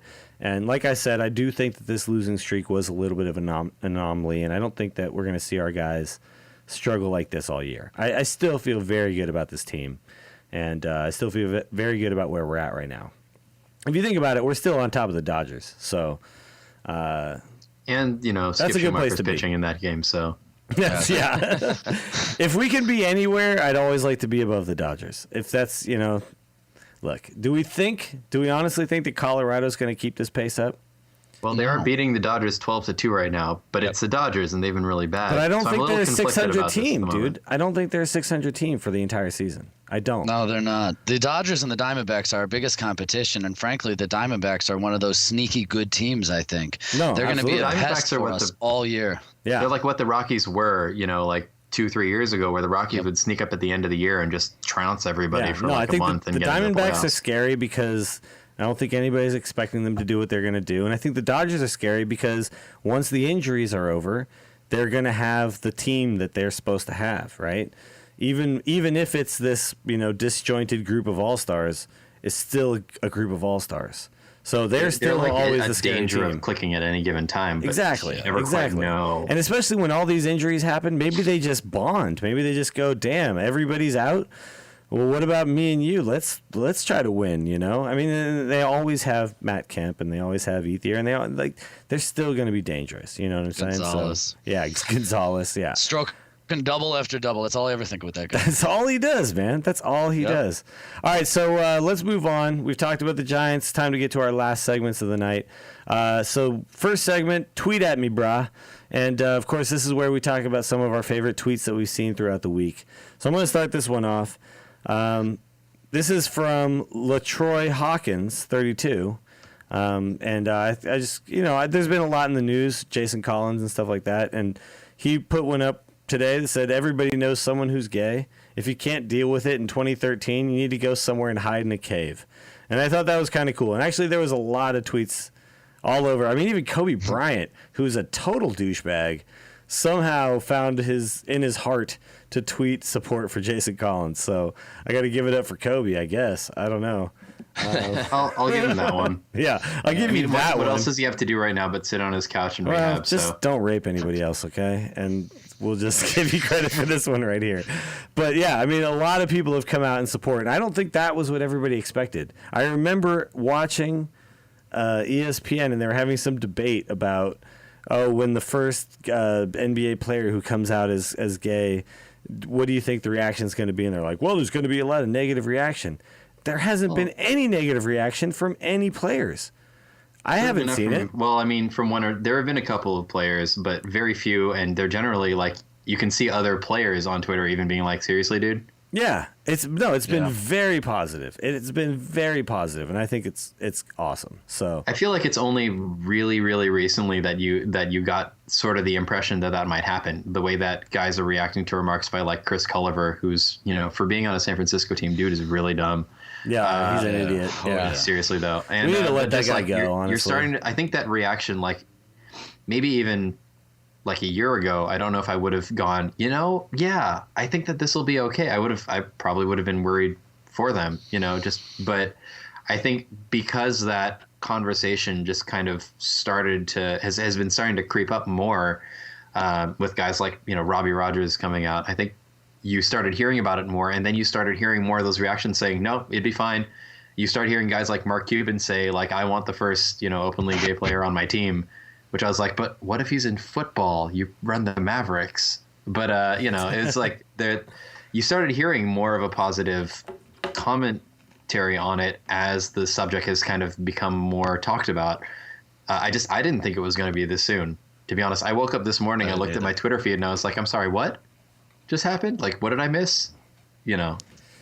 I mean, I think we are at the point now where the people who are bigots are far outweighed by the people who are not. So, it's the right time for this type of thing to happen, and it's totally different than like a Jackie Robinson situation. You know what I mean? Oh, yeah, it is. Because at that time, at that time, it was like 50-50 maybe, that like the people who supported this to the people who vocally did not support this. Like that we're not at that time anymore. So even the people who are like gay people shouldn't get married are still, most of those people are not the people who say gay people shouldn't play basketball. Do you know what I mean? Like it's kind of like a weird dichotomy that we're at now. So I'm not sure how they've worked that one out in their heads, but I try not to ask. Have you guys seen 42 yet? I have not actually. I have not. It's an excellent movie. But I have read the Jackie Robinson autobiography, actually. I used to read all those autobiographies, so I know a lot of that story. It's very, very it's a crazy, crazy situation. Well, I hated the fact that he was a Dodger, and I still do. Well, there's a whole reason Dodgers still don't like fully recognize him. That has to deal with the owners. But yeah. There's this great scene in the movie where he's already established in the Dodger organization. It's halfway through the season, and Pee Wee Reese, they're going back to Cincinnati at the Cardinals, Field. And, the Reds, yeah. Yeah, and he is he has a bunch of family and friends that are going to watch him because he's from the Midwest, and he comes up to, I can't remember his name, the owner of the Dodgers at the time. Branch Rickey? Branch Rickey was the general manager. Thank you. But Walter O'Malley? I don't think he was the owner. It was Rickey that was profiled by that's the GM, in the movie. And he told him, hey, I have a problem with Jackie Robinson. And he's like, oh, are you going to be one of those bigots? And he said, no, that's not what I'm talking about. Where I come from, people don't like his kind. Well, what's your problem? Well, I have a problem with like being on the field with him. I'm just afraid of all the hate letters I'm going to get, and I already got one. So he hands Ricky his hate letter, and Ricky laughs at it. It says, "Oh, you're going to die because we're going to kill you, blah blah blah, because you're supporting this guy." So Ricky goes over and he pulls out a whole file cabinet of hate mail that he's received in the last 6 months. And he's like, if you think this is hate mail, look at this. And so they have this great scene in Crosley Field where Pee Wee Reese is taken infield with Jackie Robinson, who's playing first base. And he goes over to Jackie Robinson, and apparently this is true. There's photographs of this, so it's corroborated. But he goes over and he puts his arm around Jackie Robinson and looks up at the stadium. And Jackie's like, what are you doing? This is crazy. He's like, well, I'm just telling my people who I really am. And it was a really powerful scene. So, what happened today with Jason Collins is pretty amazing. It's, No, it's time. And it's the sign of the times. I mean, but what? It's funny because I think the sign of the times too, though, is the fact that we don't need someone like Jackie Robinson anymore. No. We don't need someone to come up from college. We knew he was gay when he came up. People could hate on him as a gay person before he ever came, and he had to be a star. Like that was one of the big things Branch Rickey said. I need a star black player to come in and prove to the dollar signs. Prove to the white people. Yeah. Well, no, but it was another thing. He had to prove to the white people that black people could play as good as white people. Because you got guys like Josh Gibson, who are just tearing it up in the Negro League. Satchel Paige, forever tearing it up. The guy pitches till he's like 59 years old. And it's like these guys were way better than any of the guys that were playing in the major leagues, but they didn't get a chance. But they felt like we needed that star player. Jason Collins is a 12-year journeyman, right? A guy who's been around the league forever. He's got a twin brother. I could barely tell these guys apart.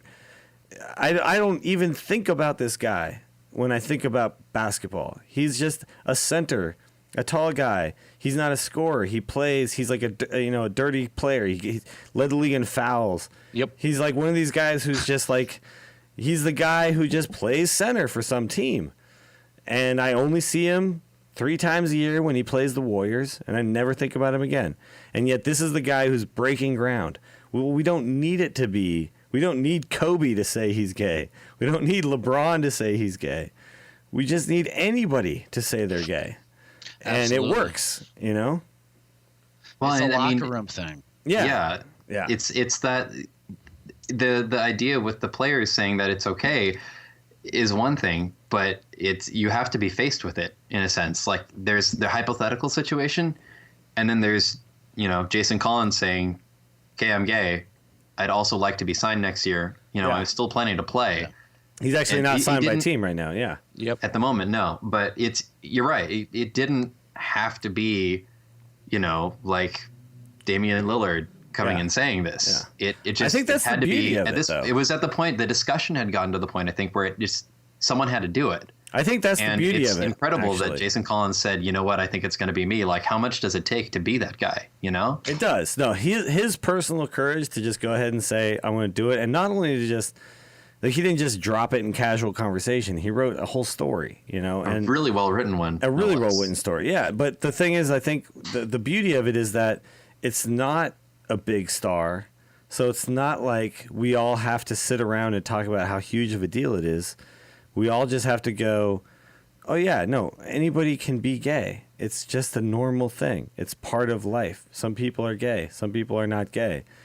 That guy's gay. It didn't have to be Kobe Bryant, right? It didn't have, and the thing was at the time with Jackie Robinson, it's so obvious, it's like someone's black, someone's white.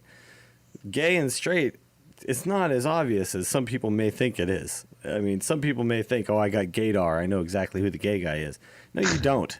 Gay guys, gay guys like to play sports. Gay guys like to do everything that regular guys like to do. Like not even regular, straight guys. Everyone is regular. It's like such a stupid thing to think that this had to be a huge deal, and yet it did. And You're yet right. it was, yeah. But it that's did. where we're That's at a now. sad fact, right? That's where we're at now. It But the thing only is, has to be a big deal once. yeah, exactly. That's a beautiful point right there because that's very true. The next guy who says, "Yeah, I'm gay," it's going to be much less of a deal. No one's going to care, and everyone's going to go, "Okay, cool," and still cool. And then it's going to get more and more regular, and it's going to be more and more of a thing that nobody gives a crap about.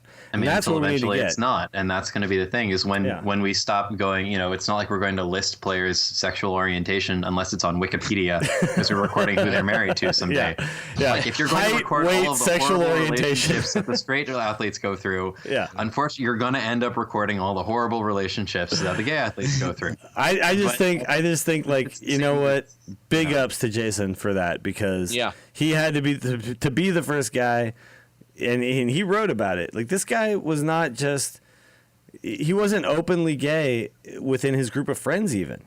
He was Right. a closeted gay man throughout his entire life because He only told his aunt. yeah, that's the pressure that gay people are under in this society. And like the fact is, you need to know that gay is fine. Gay is not a problem. Like when you're growing up and you feel like, "Oh my God, I might be gay." Like you need to know that that's totally cool. And the problem is most people are not giving you the impression that that's totally cool.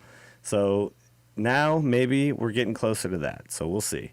But anyway, just big ups from the Torchcast. So, all right, let's Chad. I think you actually have another Jason Collins tweet. Yeah, I know we've beat this into the ground, but it was his original tweet after his article saying, "All the support I've received today is truly inspirational.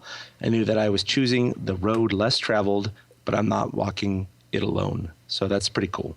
That is very cool. That's cool. That's very cool. Eric, you got one as well. I think you also. Yeah, it's from an account that I follow. It's a fun account normally at Pour Me Coffee, and it's just simply put basically what you guys have just said. Gay people play sports. You can deal with this, America. I believe in you. I agree with this guy. I believe in you, America. You can handle this. It's not that big of a deal. No, you can get over it. You can get it if you think it's icky that there's a gay guy playing basketball. Well, guess what? You've been watching it for 12 years. He's and you still had making no more money than idea. you are. Yeah. You had no idea. So is it now suddenly weird? No, it's Well, not. you know, that's the crazy thing, because Broussard came out with his inside info, quote unquote, about some NBA players saying that they're going to be uncomfortable if he's on their team, you know, particularly in the shower. And it's like, well, wait a minute. I mean, this So guy's in the last been on 12 like years. 8 teams in 12 years. I mean, he's essentially showered with half the league, and nothing's happened. Yeah, exactly. He's not trying to get at you, dude. Somebody Chill else out. posted. He was like, some of us have played with Jason Collins, you know, during his 12-year career. Some of us have And been not naked once- with him Not in a once shower. did he come on to any of us. Yeah. Exactly. How crazy Yeah. is that? They That's might so not crazy. be his type. Okay, they Yeah. allow female reporters in the locker room. No, I know this. My girlfriend goes in the Giants locker room. She's seen Zito's penis. And like, And does Zito... I didn't. girl, blah blah blah blah blah. Yeah. But no, it's not different. It's not okay, different. it's not. It's not different. Yeah. No. It's not different. All right, you know what? New favorite guy time. Let's do this. Chad, start us Yeah. off. Okay, so Bumgarner is definitely lowering the starting staff's ERA. He's got a 1.87 All by himself, by the way. all by himself. Right. And he's 3-0 with a sub 1.0 whip, so he can pitch. So the And youngest guy on the staff by a he's lot. phenomenal. By a lot. By a lot. What is it like for him in the locker room, you think, right now? I mean, you think the other guys are just They like, don't want to "All shower right, with dude." him because he has Yeah. a low ERA. Yep. Do you think, yeah, do you think the other guys are like, dude, what are you trying to do right now? What are you trying to do to us? Your ERA is Hey, over youngin. too. I don't want to shower with you. He might be in the Cy Young conversation come the end of the year. You know what? He was early last year as well. So when you start being in the Cy Young conversation multiple years in a row, I think that helps you. Like he could dip a little and still stay in there because of the fact that it's like now the rest of the baseball world knows what this guy's capable of. You know, this is 2 times now he's pitching the postseason out of his mind, and 2 times now he's had fantastic regular seasons leading up to that. So this guy is like, yeah, he's on the radar. When you look at like Clayton Kershaw, you got to look at Bumgarner as well, right? I mean, they're, obviously in a way, they're Kershaw. such similar pitchers now. I mean, Yeah. their delivery is a little different, and Kershaw really got better faster. No, but- obviously. I mean, Cy Young is You know, dang, that's but- Real, They're strong. you're being No, daft, Chad. he's 23 years old, so I mean. Yeah, MLB I mean, Network- it makes me angry how young he is. Yeah, Actually, MLB Network had a show today that I watched, and they had 2 analysts on, and they both picked him as their number 2 pitcher, 25 and under. Of course, one of them picked Strasburg, and the other one picked Mets guy. What's his face? Harvey? oh, R.A. Dickey. Harvey, yeah. Which no, he has a really Harvey. long track record. So clearly, you should go with Harvey. Yeah. No, but Bumgarner is what now? A 3-year veteran at the age of what? What now? 23, and he has 2 23. World What? Series victories. Came A up with that 2-year before he could World drink. Series champion. Yep. Thank you. 3-year veteran at the age of 23. What With other 2 guy do I rings. know who has similar credentials? Maybe it's Buster Posey, although he's what, 26? 25, Yeah. All right. 26, yeah. All right, so my new favorite guy is Timmy. I'm going to get back on the Timmy bandwagon right now because we talked about this on the show many times. Timmy, Hector Sanchez, terrible battery. I'm sorry. It's a terrible battery. Get Posey in there, you douche, and stop bitching about Benji Molina. It's fine. Benji Molina had to go. Buster Posey had to come up. That was just the way it was. You were mad about it. Everyone pretended like it wasn't a big deal. We all know it was a big deal to you. It's fine. Now you're back with Posey. You clearly see the results. Okay, we can put this to rest. Timmy, new favorite guy. There you go. Timmy. I mean, come on, right? Am I talking out of order here? Does anybody not at all. I just wrote a see piece this? about it after Timmy's, not his last start, but the start before it. He looks like the Timmy from 08-09 with maybe a couple more walks. But even back then, we didn't notice the 2-3 walks every game sometimes because he was so dominant. Right. Yeah. And he gets the swing and a miss strikeouts. He doesn't get the called strikeouts. So, that's exactly what he's getting again, too. Yeah, and you guys see it too. It was like instant. It was like Sanchez is no longer his catcher, and suddenly, bang. Well, and they talked about it. Timmy didn't shake Posey off a lot, and Posey was calling stuff. Normally with Sanchez, you might see him cycle through a couple signs until he hit what Timmy wanted. Because Sanchez doesn't get the game yet. Sanchez doesn't get the game yet. Posey has understood this game of baseball for a very long time, without even getting to the majors, like before he got to the majors. This guy played every position. He knows the game of baseball. You can trust him. Watch. Everybody go purchase the Matt Cain perfect game. Everybody go purchase that and watch it back. And let's watch how many times Matt Cain shakes off Buster Posey. And if you find one, I'll give you $100. Challenge accepted. Because it didn't happen. It never happened. We all know it didn't happen. I was going to splice some footage. Actually, you should just go watch it. You should just go watch it trying to find one. For a second there, I think. Yeah. It's weird. Because it will make you happy anyway. So just go do it just because it'll make you happy. But yeah, no, I mean, it's very clear that the Tim Lincecum Buster Posey battery is a good one. And let's keep that going because it seems to be working. And we need Tim. We need him back. And I love this guy, and I want him back. All right. Eric, new favorite guy. My new favorite guy, only because he's never been one of my huge favorite guys, was Hunter Pence. Oh, and all right. It's Mr. It's Double just Play. watching him play every day. He plays every play like it's his last. That's true. And I never realized that about him until watching him this year. I don't know why it didn't strike me last year as much. I think because he really wasn't as good as we thought he would be down the stretch. And for some reason, he's like Dave Kingman to me. He's all or nothing. That's a really good comparison, actually, because Dave Kingman was he was a guy who swung out of his shoes every pitch. Yep. But also he played hard. He played hard at first base and left field, right? I mean, he played hard. I think that's a really good comparison. Yeah. Hunter leaves it all out there for everything. If they're down 8-1, he leaves it out there. It's scary at times, but even in his weird mechanical form. Yeah. Sometimes that's my favorite part. And by the way, he got called out at first base today on a double play where he was safe. Yeah, he was safe. He was hustling his ass off down that line. And that's why Bochy got tossed. Yeah, and Bochy should have gotten tossed there. Yeah. Any good manager does. Yeah, we're losing 5 games in a row. And I just got screwed on a call where my guy hustled his ass off down the line, and you called him out. I'm out of here. And you know what? Good job, because we won that game. Maybe we don't win the game if Bochy doesn't. Maybe Bochy doesn't get tossed. We don't win. I don't know. That's right. I know those special words. I went to umpire school. Oh, you did? Really? Down here in Daytona. Did you? My dream was to be a professional baseball umpire, so I pursued it and went to Harry Wendelstedt School for umpires. Are you serious? Nice. That's amazing, dude. Yeah. And are you still gonna try to be a professional umpire? Because you really should. You out, apparently. Yeah, well, it turns out back home growing up in Chicago, I was a big fish in a little pond, but I was definitely a little fish in a big pond when it came to school. So I was middle of the road somewhere, but I learned a whole lot. I still think that's rad. You should come, and when you come to San Francisco, we'll figure something out that you can umpire for us. Okay?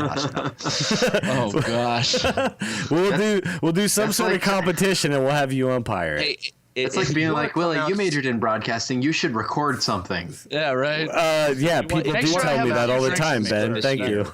We'll get you. We'll get you passes. People tell me that all the time, Ben. I don't know what you're talking about. People are always like, "Hey, you majored in broadcasting. Record this thing for me, huh?"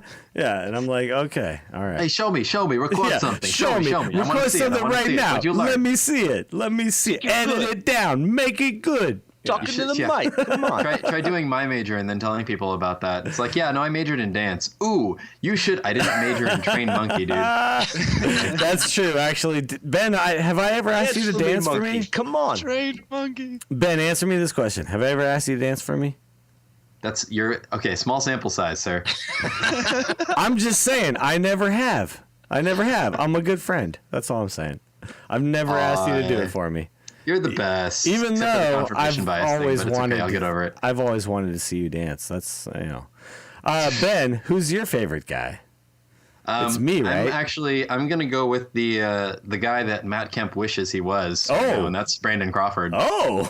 Because you think Matt Kemp wants to be a sexy white guy who plays shortstop? I think probably has more home runs than Matt Kemp and Josh Hamilton put together. Yeah, he does. Yeah, he does. So that guy is just everybody kind of who knew Crawford as a younger guy knew he was going to be good, and then he got set back when he broke his hand, and really just had there's a great piece on a great guest piece by Ian Miller on McCovey Chronicles today about Brandon Crawford, and it was really well done. Just made a lot of good points about how we don't even know what like top shelf Brandon Crawford is like yet.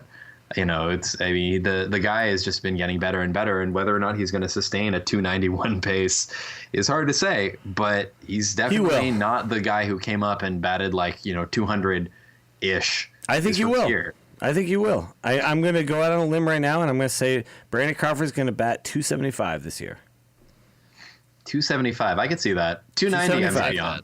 275, not 290. Does anybody else remember me saying, you know what, I'll take 220 from Brandon Crawford if he defends like he does? Oh, we do. We have it on tape. Yeah. We sure do. Yeah.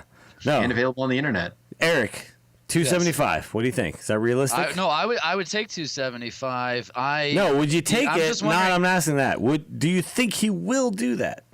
Do I think he will do 275? It depends if some of these balls that are falling continue to fall. I don't know what his BABIP is. I haven't looked it up just yet. It's like 10 above where his BABIP was last year, I think. It's not huge. It's higher, but it's not huge. Okay. No, he's definitely hitting the ball harder, and he's definitely he's it's one of those things like you can either call it luck or you can attribute it to an improvement. And also, did you see the stat? Did you see the stat? 2-strike hits.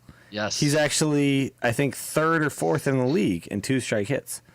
Check out the if we can get the link to Ian Miller's piece up, we'll try and do that on the show notes because he actually has some heat maps in there, and Crawford's being a lot more selective right now. I really good. Earlier. The problem for Crawford though is that he is going to play every day, and he's probably going to play as close to 162 games as anybody on this team. There's nobody else who's going to play shortstop, so that's going to be tough for him to keep that up. You know what I'm saying? But maybe this is the beginning with him. Who knows? No, maybe absolutely. Bam Bam did something and something in Sir his Bam swing. Bam. Sorry. Sir Bam Bam. Sir Bam Bam. Yeah. Sorry, right. My fault. Sir Bam Bam. Sir Bam Bam. But, I mean, the way he's driving the ball is more like a middle of the order guy than it is the shortstop that you just hope hits his weight. No, absolutely. And he's definitely not your prototypical 8-hitter. No. Like, your prototypical 8-hitter does not put a charge into a ball on 2-strike counts. It never happens. You roll over ground balls and you beat them out as a prototypical 8-hitter. Brandon Crawford is putting charges into 2-strike pitches right now, and it's fantastic to watch. You have to wonder if 2-strike swings that are that powerful are going to come back to bite him down the road because he's taking too large of a swing with 2 strikes. That's also very true. I hope it's not the case. It's been happening to Belt a little bit so far, so I mean that's something to watch for. But we just talked about Brandon Crawford's aggressiveness as a fielder. Maybe his aggressiveness as a hitter may also come back to bite him. We'll see.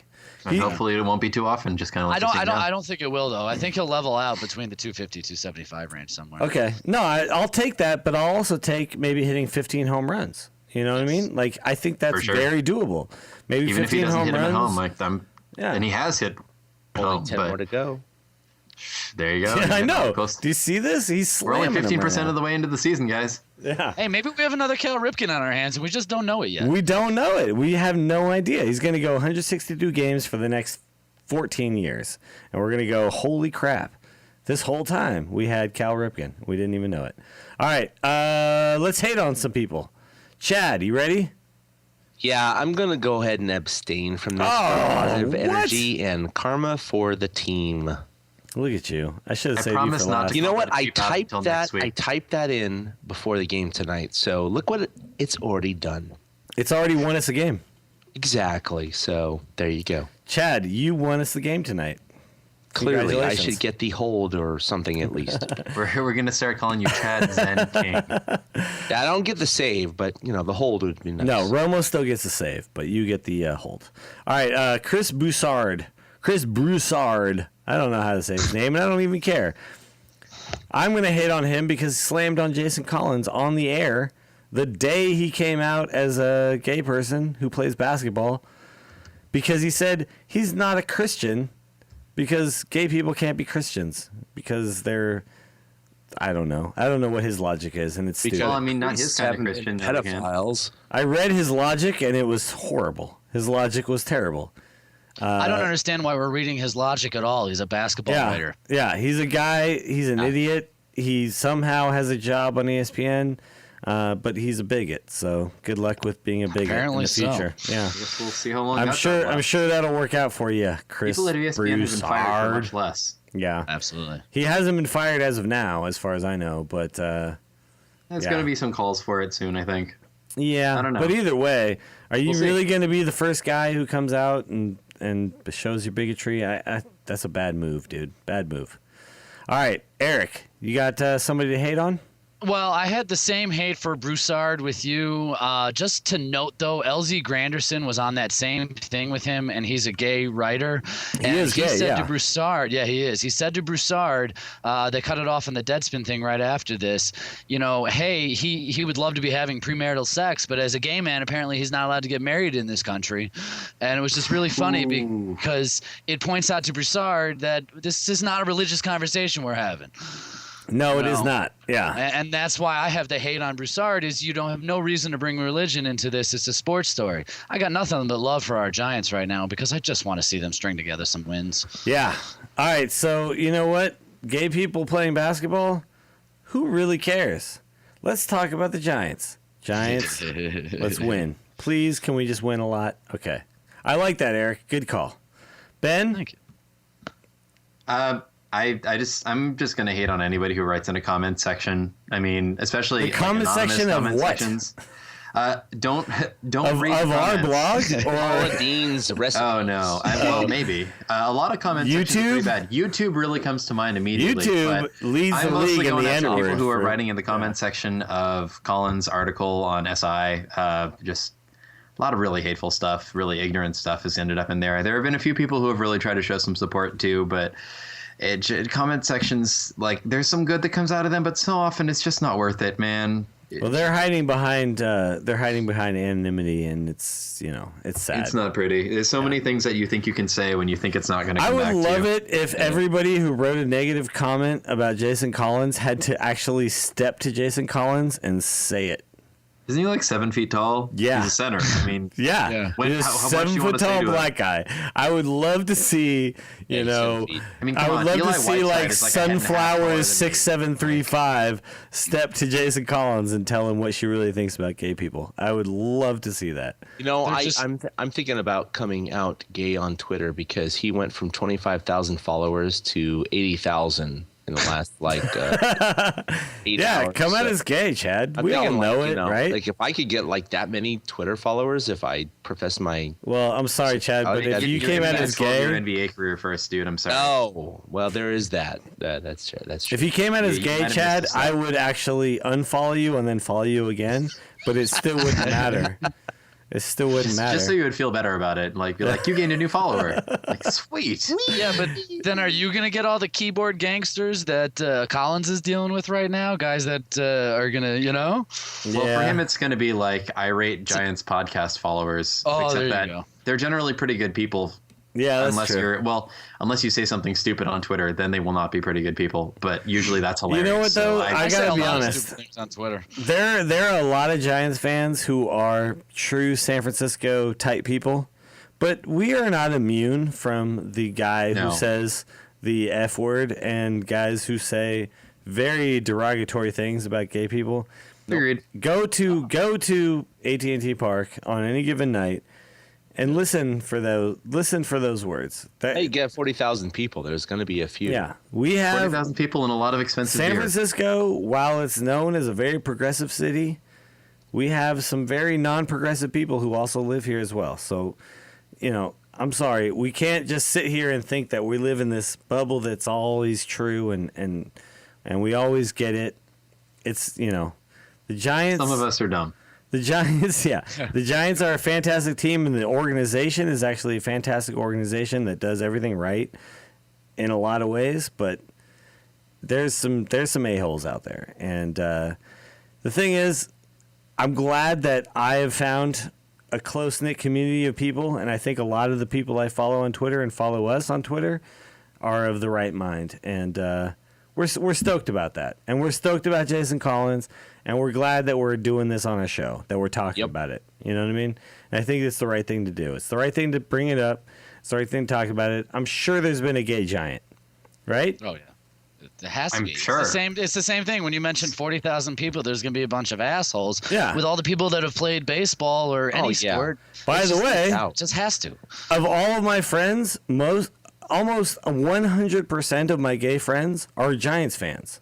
I So believe it. while there's Oh my 40,000 God, what does people that and a say ton of about those the guys are assholes, Correlation.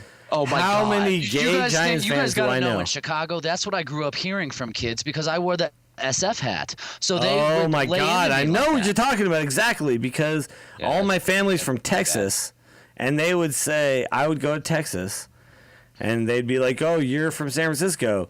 Are you one of those gay guys from San Francisco? And I'd be like, no, I'm a straight guy from San Francisco. And they'd be like, yeah, well, I bet you're probably gay. And it was just like this ridiculous conversation that had no, there was no resolution to that. And I'm sure you saw it in Chicago. Of course you saw it in Chicago. I can't fight back with anything to that. It's just such a stupid argument that there's nothing you can say to shut a kid up who's just being that stupid or person. Yeah, it's retarded, and the word retarded is probably also offensive to somebody, but whatever. I was just thinking that, but I didn't want to I say it know, because you're on a right? roll, man. you two really had something, a good point there. I didn't want Two to get into people it. just turned off the podcast. I know, right? And maybe rightfully so. Either way, Come though, back next week. I think Sorry. we all understand. I think we all understand what we're talking about, and I'm really glad that we've had this conversation because honestly, this is a big, sports is such a manly thing, but you know what? Gay guys are manly guys, as well as not manly guys. It's the same thing. Can we just It's agree dumb. that sports is a big deal in American society? Sports is a big and that deal. Every gay friend I that's know what makes it likes so big, sports. My friend Simon, who I play on the pool team with, is taking time off work to go watch the Warriors game tomorrow. Just like I am. Yep. He's gay. I'm straight. We both want to watch the Warriors game. Because you know why? Gay and straight doesn't matter. We're both sports fans. That's the thing. Can I chime in real quick? Absolutely. I'm gay. Cool. And nobody knew that because it didn't matter or nobody cared. Nobody cared. That's the beauty of it. Yeah. That's the beauty of it. You see how passionate I am about baseball, and I'm no different than anybody else. I would have That's never how even I hope asked you these if you people were or view not. Jason Collins. Right. I would have never asked you if you were or not. I would have never and cared. I didn't plan on saying it, but we've talked about this enough. I had to at least share that I do have. Willie, can you stop recording right now? Because clearly. Thank you. this Thank you. podcast is- No, I mean, no, that's no, it's an important point because some of these guys who are coming out with the NBA, as Broussard says, the contacts he has in the NBA are saying that some guys are really uncomfortable with this fact. And it's like, this guy's played in the NBA for 12 years. Yep. Did that affect you in any negative way? I mean, it's ridiculous. Yeah. It's not like they've been sitting behind consider court lines this. going like, I bet Jason Collins is gay.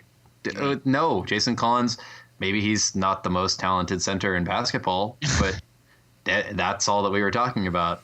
Like, it had nothing to do with any of that, and I don't think anybody would have said anything about Jason Collins in that, or almost any athlete, because there's such a thing in American society that says, like, you're a player of, male sports, you must be straight. Well, masculinity having something to do with sexuality is just such a stupid thing. It just makes no sense.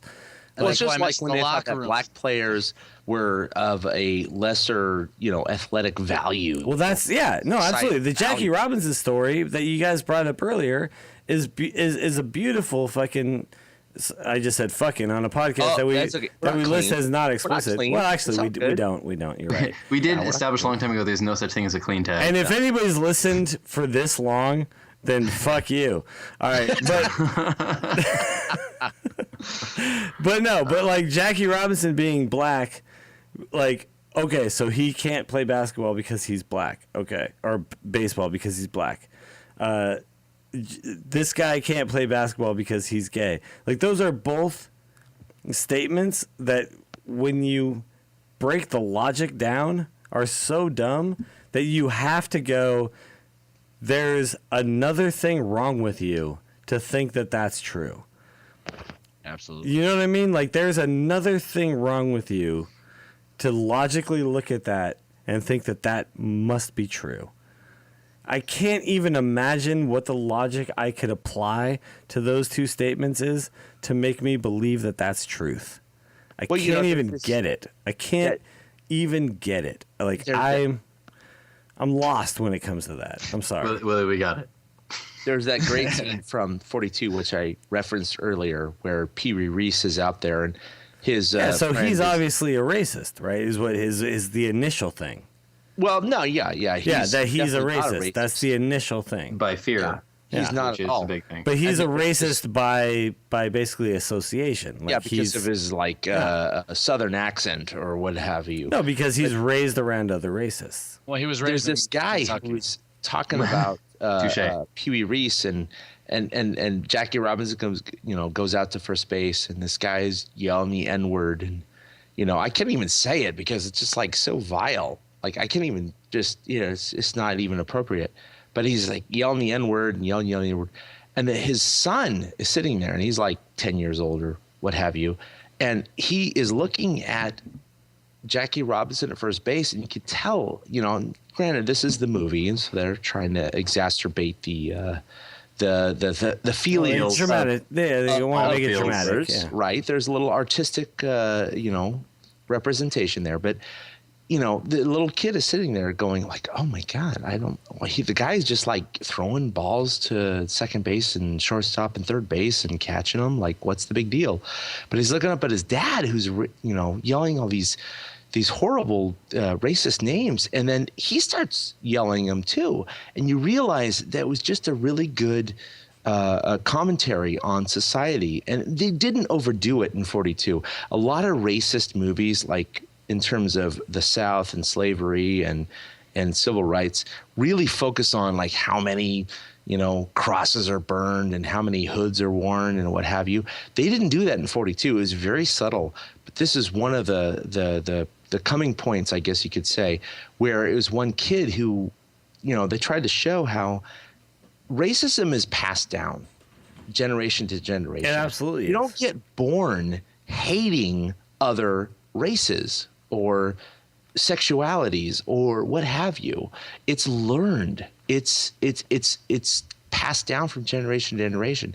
And it was just really sad to see this kid who was clearly struggling with a dichotomy of, well, he's not doing anything wrong. He's just playing first base. What's wrong with that? And then looking up at his dad and saying, well, my dad's my hero. I got to do what he does. And it really does kind of, collate what is, I think, a huge issue in American society is you have these preconceived notions that are passed down from generation to generation.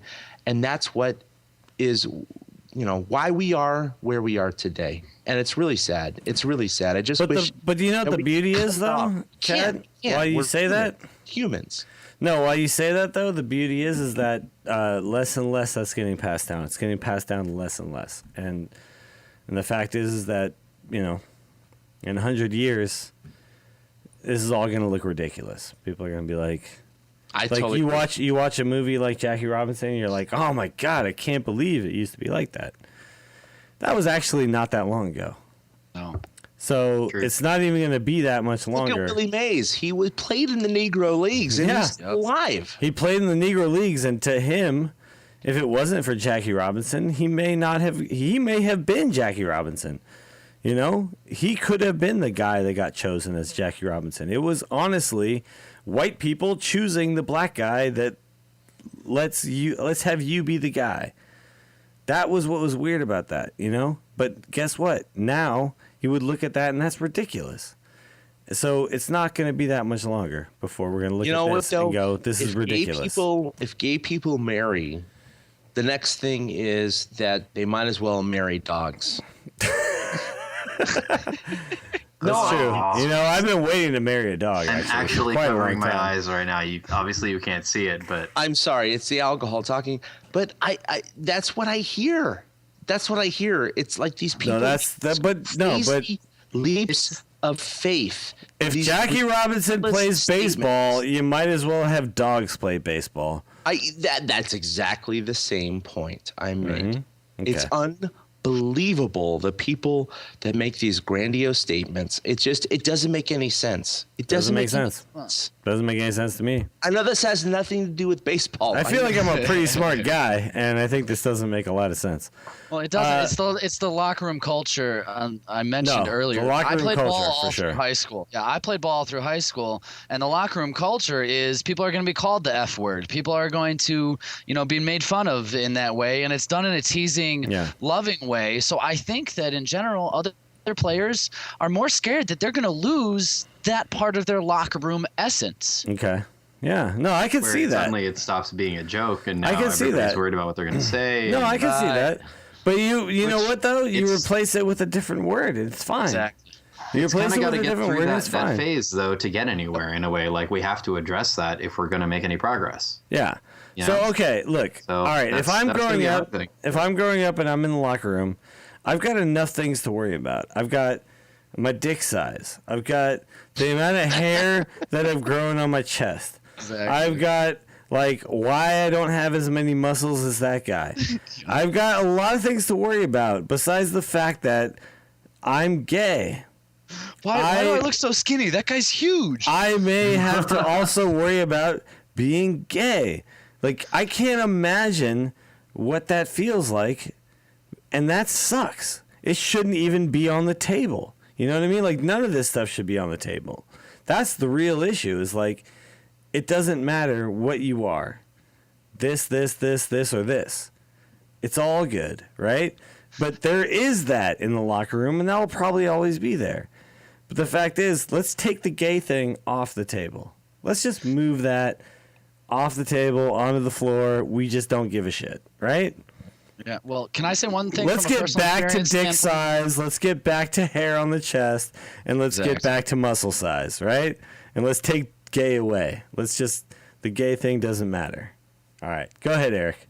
Because I don't want us to belabor this, longer than we need to, but I will say Jason Collins actually is very similar to my experience because I also didn't come out until later in life, and it is tied to sports and the locker room and that culture I didn't come out until later in life because I always was worried that it would then reflect on my manhood.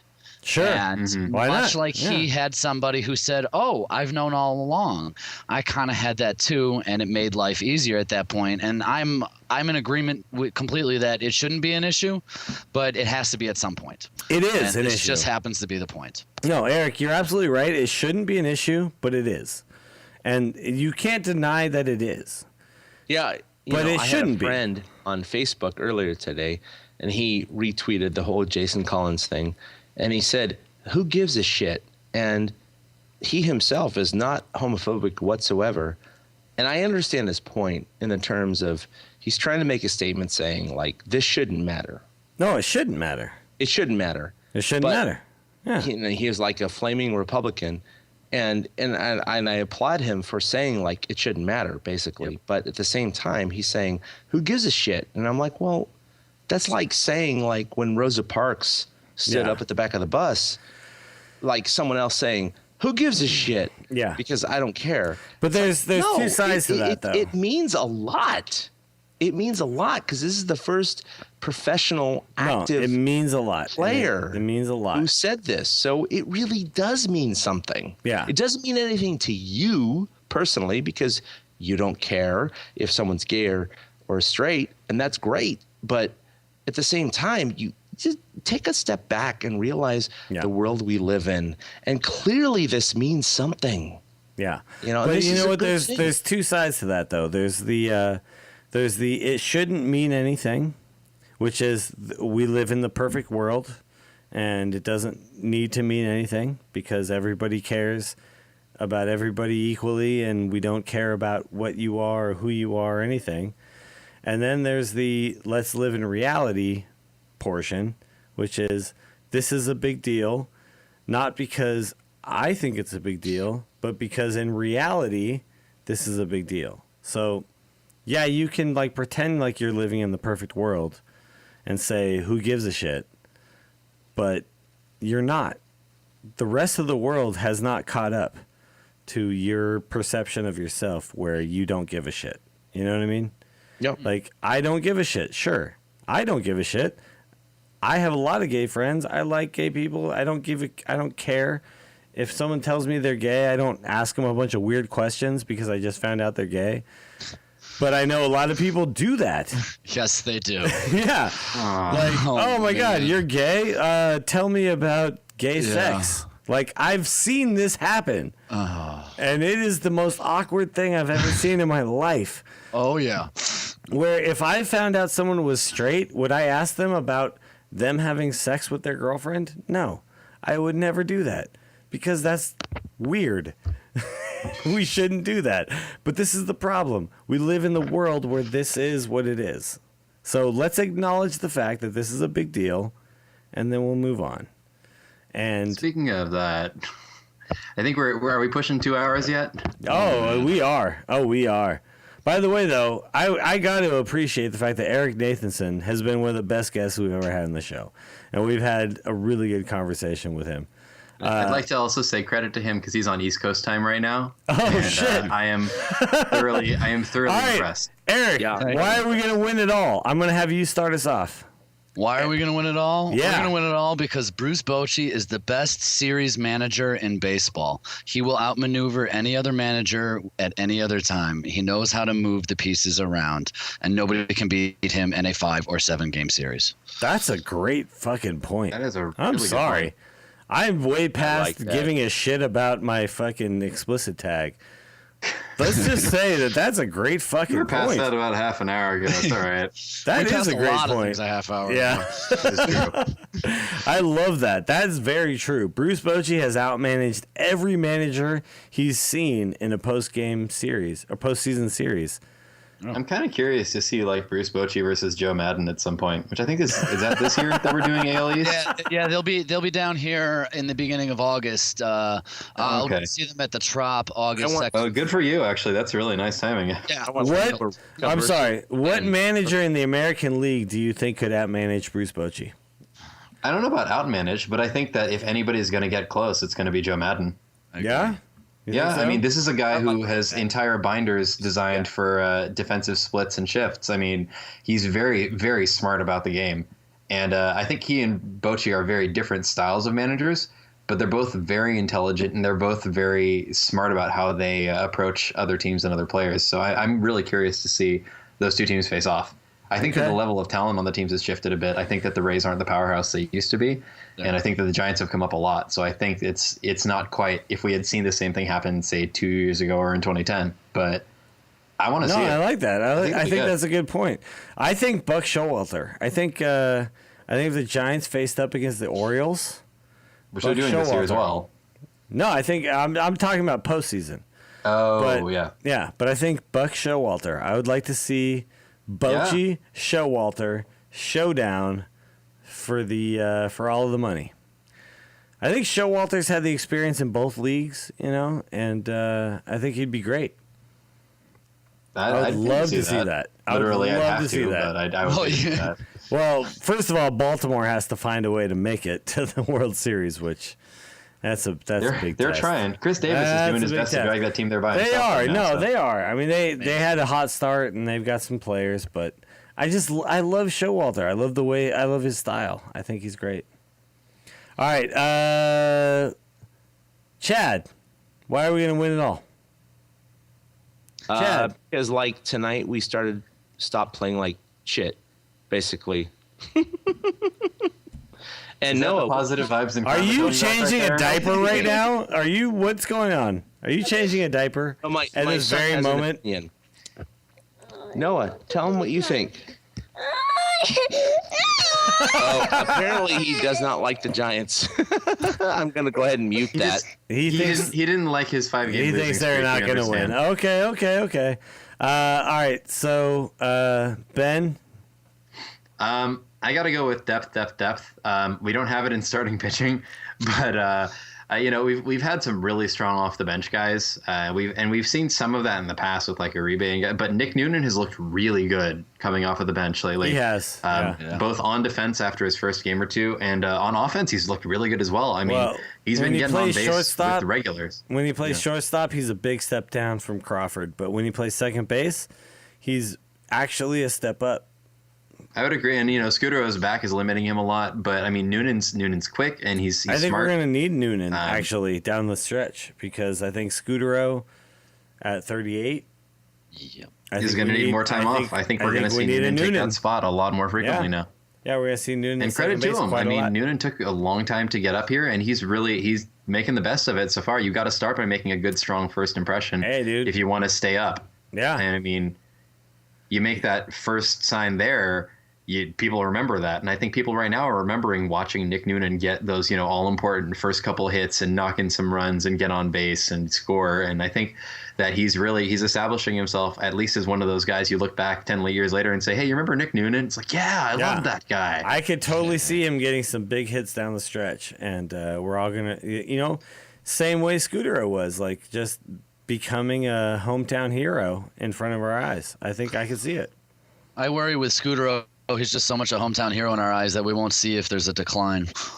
Well, I think there's already a decline. It depends on who you're talking to, for sure. You're going to get a lot of the loud homers who like to ignore anything that's bad happening with the team, and then you're going to get the ones who are saying Scudero's on a decline right away when it's like, no, give his back some time to rest and he'll be doing better. So there's going to be both sides of that, I think. Let's be honest. He's already on a decline. He's already on a decline. By default, Yeah, by default. Omar Vizquel was at 38. You're right. His decline by still default, better than a lot he's of on other a decline. so. But the fact is he worse than who we would have had at second base had we not continued to have him? Not necessarily. He's not. It's either like the broken husk of Freddie Sanchez. We cannot expect Culberson 385 out of Scudero for the rest of his career as a Giant. No. He's got a 2-year contract. He's going to be a 285 hitter at best. Yeah. Right? 285 hitter who plays solid defense and comes through in the clutch. That's what we want. I think we still have that. All right. I'm moving on, and I'm going to say why we're going to win it all. And I say we're going to win it all because we're getting our slumps out of the way early. After 5 losses, we're only 2 games back, and we're still above the Dodgers. So Dodgers suck on that. All right, we just lost 5 in a row. You still aren't above us. Why? What's wrong with you? Didn't you just spend more money than anybody else in baseball, and yet you can't get above the Giants? What? Even when we're slumping? What? All right, that's it. All right, Eric Nathanson. Thank you for having me, guys. Dude, thank you, man. This has been fantastic having you on the show. Yeah, it's a ball. You guys are so much fun. This was the biggest marathon of a show we've had in a really long time. I would be careful. We have this habit about half of our guests end up becoming hosts on the show. So exactly. Watch out because you're about to become a new host on the show. But anyway, it eats you. Watch out. Everybody go check out your your blog. Where can they find you? My blog is the 2outhits.com. It's the number 2 outhits. You can follow me on Twitter at 2outhits as well. I haven't written anything in the last few days, so there's nothing new. Last thing I wrote about I haven't written anything on the blog in Timmy months, I just, it's been one of those weeks, you know what I mean, where I haven't had a chance to get to what I want to. But you come on over if you want Giant stories and stuff like that. That's the place to find it. It's 2outhits.com. It's just my perspective from my couch. You know what? It's really good stuff, too. I can vouch for it. I've read it. I've looked at it all. It's amazing. So check that out. Ben, thank you for being back with us. Chad had to run off because his kids got all crazy. Yeah, I think probably they were naked and they were running around doing crazy things.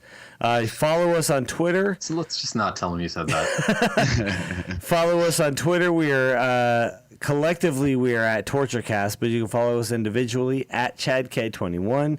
Ben is at Fried Duck. I am at Willie Dills. Chad, Eric, where are you? I'm at 2outhits, the number 2 out hits. The number 2 out hits. Follow that. Hits. Also, go and find us on Facebook. Go and find us on our blog at torturecast.com. And, get at us. We've been happy to come at you. We finally ended the 5-game losing streak, and now I'm going to go to bed. I'm sure Eric can't wait to go to bed. And we'll see you guys next time for episode 47. This has been the TortureCast. Thank you very much. Boom.